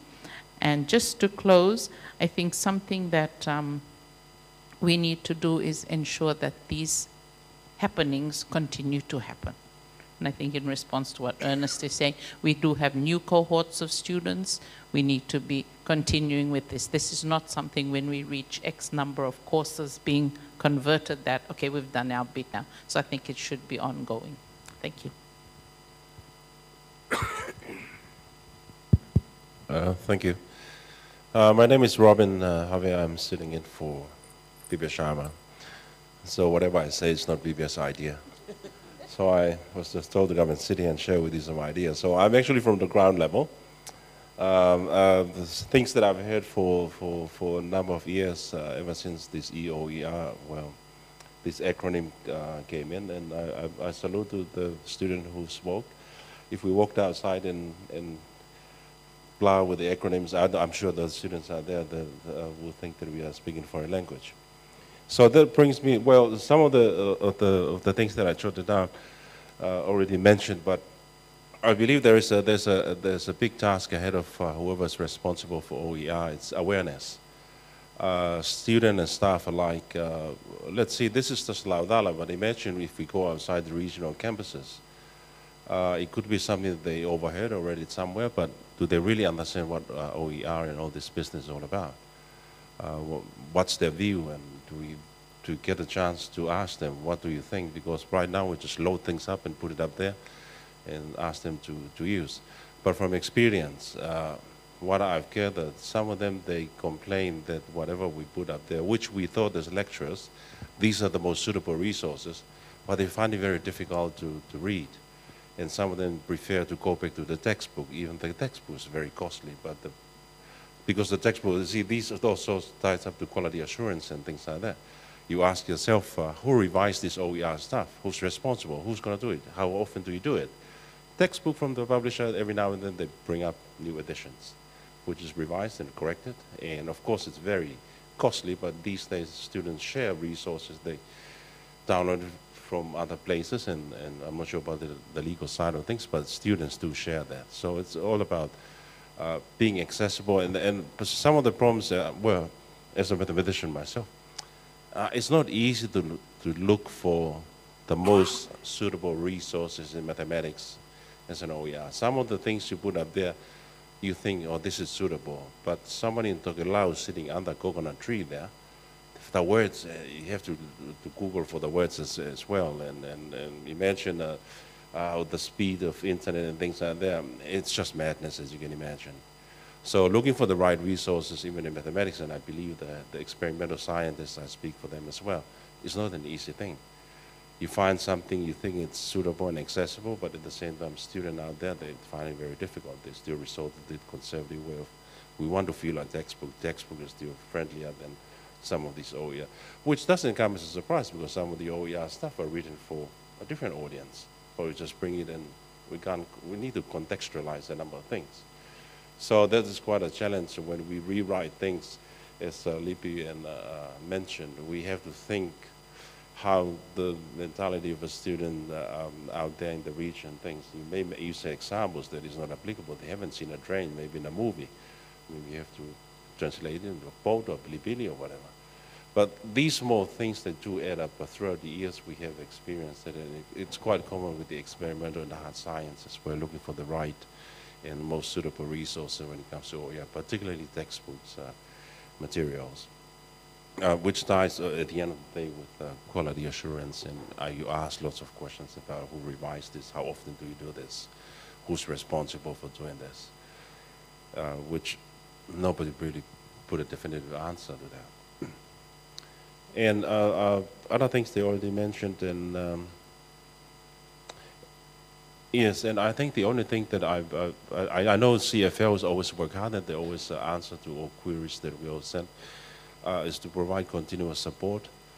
Every time we ask them, they would make suggestions where to improve and how to improve things, and we ask them, and we have to acknowledge their continuous support. I think that's a little bit of contribution I would like to say. Thank you. Thank you, Dr. Javier. My name is Penny. I'm with IT Services here at USB. And I guess my perspective is a little bit more technical from an ICT perspective. The first word that was mentioned by my colleague there, which I totally agree with, is reality. I mean, OER certainly is a reality. I mean, we browse the internet. The amount of materials that's out there is mind-boggling, and we probably don't have a lifetime to go through all that.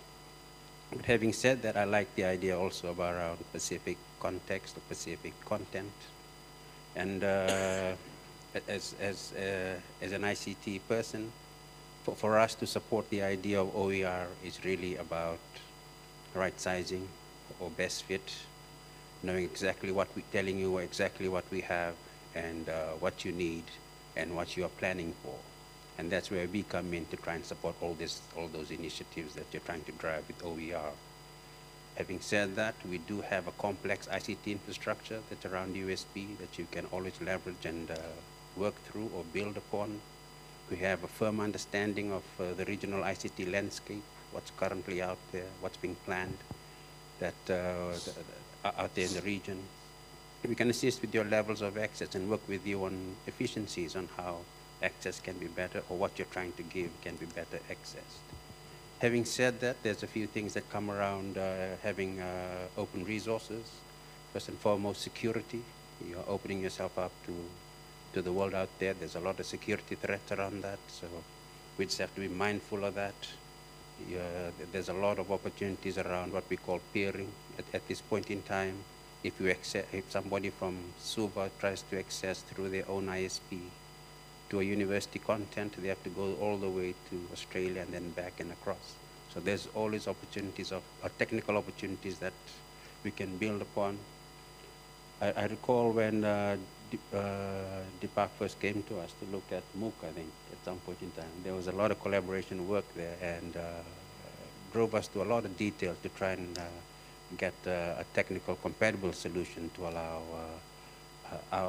allow us to meet his requirements in terms of presenting that to the public. So for us, it's similar. We just need to understand where you're trying to drive OER in terms of access and efficiency and so forth, and we'll support that as we deem possible. Thank you.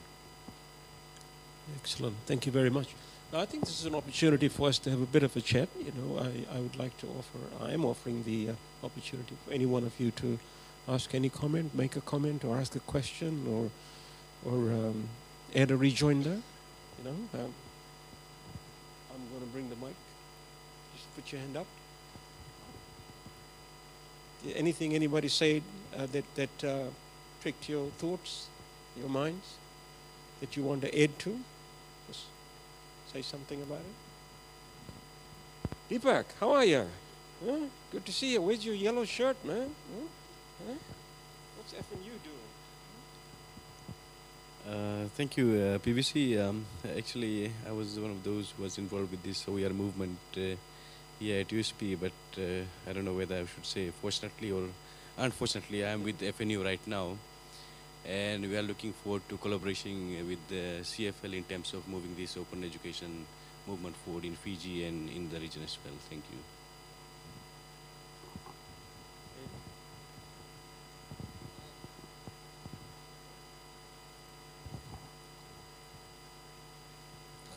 I'm not quite sure what I can add to the observations. I mean, just generally, I see a lot of work on policy. And when I go to other organizations in Fiji, I see a lot of work on policy. And when I go to places in Vanuatu, I see a lot of work on policy. And I see very little in mapping that policy down into actual implementation on the ground. How you do that, I mean, the stuff I've done before is just, you just have to model it many, many times. Have lots of different examples of where it's worked successfully, and then bring people together and have this kind of conversation where you all work from a shared understanding. And that's not a fast process, and actually, unfortunately, it's also not a cheap process. But I think, you know, getting the conversation started, the fact that FNU are here, the fact that Uni Fiji are here, and the fact that we've got people from the rest of the place should be a longer term benefit to, frankly, the whole South Pacific with OER. I certainly hear you loud and clear.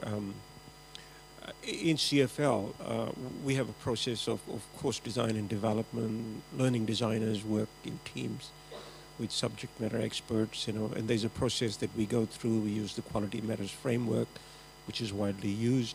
Now, I think from my perspective, we in CFL have to now think a lot more seriously about integrating OER in that design and development process. So that's one place we could get started. You catch a lot of people that way, because obviously there's a process there, and academics are engaged with the learning designers, instructional designers in developing courses, and factoring in the integration of OER and high quality OER that Robin's talking about is going to be one step in the process. The other thing that we have started doing this year is I've been going around talking to the faculties about open education resources policy and flexible learning policy and integration of flexible learning and open educational resources. Now that's a big brush approach. We'll continue to do that, but I think a multiplicity of approaches is essential. And the point that there's a couple of points that I wanted to pick up on. One is that never take away the responsibility of teaching from the teaching academic. No matter how much support CFL can provide, or the library can provide, or ITS can provide, the buck stops with the teaching academic as far as teaching is concerned. And I want to put it as harshly as as less harshly as I can, that you know, every academic needs to rise above being a subject matter expert and become a teacher. So the competencies about teaching and the use of technology in teaching that every teacher in this day and age, no matter where you are, high school, primary school, or secondary, has to acquire. We cannot get away from it. If you want to teach in the contemporary world, then we have to upskill ourselves, and upskill ourselves with this kind of language. Because at the end of the day, we're not just talking about open educational resources, we're talking about teaching and learning. And nobody should want to take away the responsibility of teaching and learning from the engine room of teaching and learning, which is the schools and the faculties. I mean, if I were in the faculties, I would fight tooth and nail to keep that responsibility. I wouldn't want to relinquish that responsibility to some other unit or some other people. So I think that's very important for us to grapple with. Just not to push the responsibility away to somebody else, but to say, okay, I'm going to learn this. I'm going to get better at it because teaching and learning is my business. This is what I do for half my life, or sometimes more of my life as an academic. The point that, Robin, you raised about quality of OER is related to what I'm saying. How do you judge the quality of a published textbook or a published journal article? Much the same way. The criteria, the processes are exactly the same. Sure, you know, the environment is different, but as the field matures, you'll find a number of journals, for example, are open access journals. They don't follow any different criteria in terms of peer review, copy editing, and publishing than journals that are not open for that matter. So I think that as the field matures, the processes will become clearer. I take your point that, you know, copyrighted textbook, commercially produced textbooks have got a rigorous process of academic editing and peer review and so on and so on. But I think the same processes still apply with open educational resources. Not as much as we would probably like it, I would grant you that, but I think the processes are going to get better. And who judges the quality of these resources? It's the academic. You are the subject matter expert. We are the subject matter expert. We decide, you know, what is good. And I take your point, Nada, that, you know, there are a whole bunch of other points that have to be taken into consideration, like accreditation agencies. So if an accreditation agency says that a particular textbook is required, then, well, you can't do that. But I think the accreditation agencies are also going to become familiar with these kinds of processes. And I remember, those who accredit are like us. We're academics. We are the people who turn around and accredit other people. So they're not completely naive. They understand this kind of thing. So it's just some of my reflections as I was listening. But I don't want to be the guy who's talking or not. You know, I still want to pass it around to.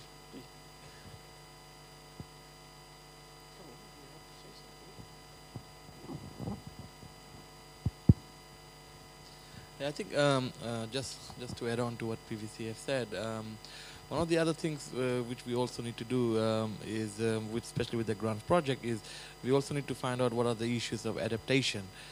We have been really talking about creating advocacy and creating awareness of it, but really we have not started talking about the issues we are facing or the challenges of adapting content or adapting OERs into our use over here and sharing those experiences with colleagues around the university, so at least they are aware of it, and when they do things, they can consider these challenges and develop open resources. So, yeah. As you will probably know, Javed is, I put him on the spot because he's the acting senior learning designer replacing the irreplaceable Val Valentine, who left us some months ago. So it's an introduction for him because he's the face of our course design and development team. So you'll probably interface with him more often now than before. I'm going to come back to the panel if to see if the panel has any further comments to make in relation to what we have said. You've got the microphone in front of you.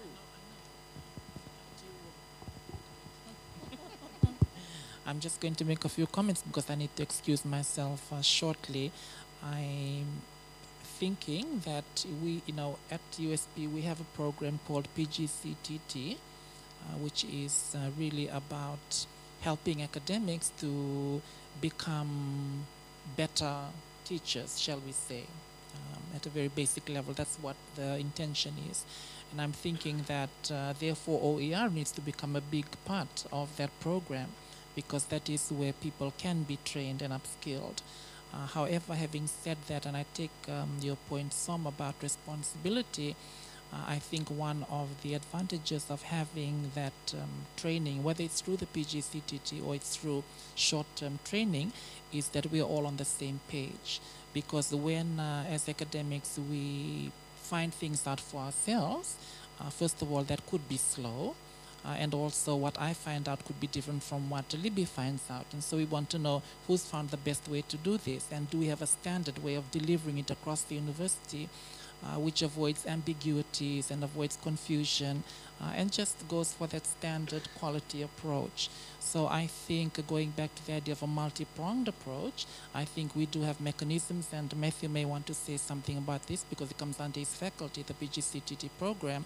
You know, how do we ensure that this is being captured and people who are going through that program are actually learning what they need to learn, and then come out with skills which they're able to utilize in relation to OER, but also the need to have shorter ongoing courses, because some people did the PGCTT 5 years ago. So, you know, just having that refresher, I think that's something that can be easily done. I think we have enough expertise, enough experience across the university, but maybe just coordinating that and making that happen. Thank you.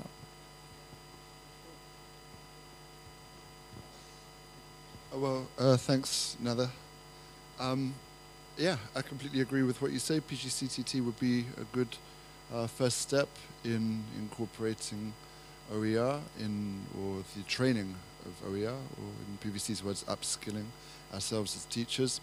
I would just point out or agree with what Nether said about it being perhaps a refresher, because currently anyone who's been teaching for more than 10 years at a tertiary institution is exempted from taking PGCTT, and with no offense meant, it's often those who've been teaching for more than 10 years who are in the most need of some kind of training on OER. So yeah, something like, I mean, staff don't like being told you have to do this by this time, but I think fostering a sense of ownership and active engagement with the process, I think, could work quite well. And yeah, that fits with what Aidan was saying too, to perhaps have a number of trials in which different faculties or the different schools identify one or two courses that they think would be most appropriate for the development for an intensive integration of OER, and then being able to share that range of experiences rather than just have a particular model that happened to work for one school being applied to all schools and to all courses unreflectively. I think that might be another idea. Thank you.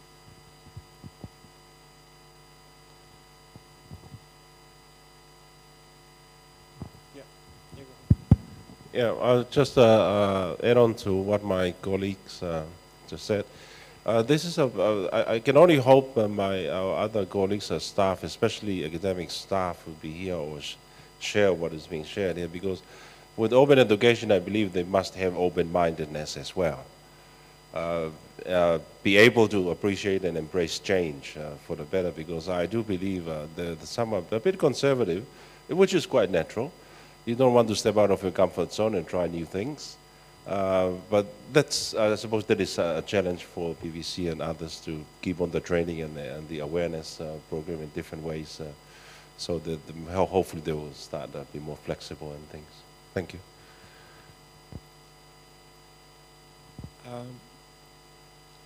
Any more comments from anyone? Yes.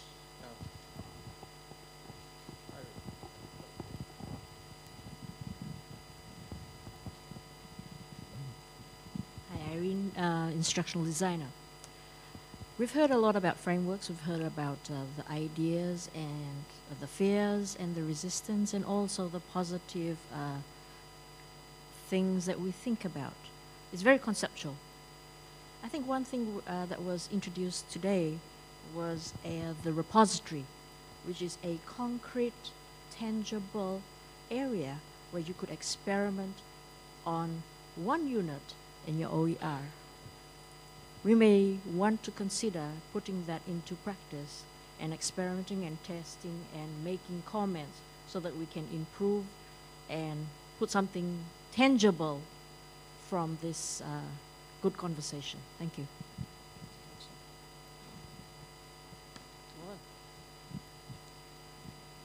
look, let me bring this to a close now. It's been a very intense morning. I think so, and a very educational one for me in particular, and I hope you found it useful as well. So I want to do the most pleasant task that I have for us this morning is to thank you. Thank the panelists, number one, for coming along and coming along to the party and willing to do what you did. And I would also want to thank all the participants who were here before and are not here now for coming. And finally, thank my team. They're in yellow shirts. How about that? A round of applause.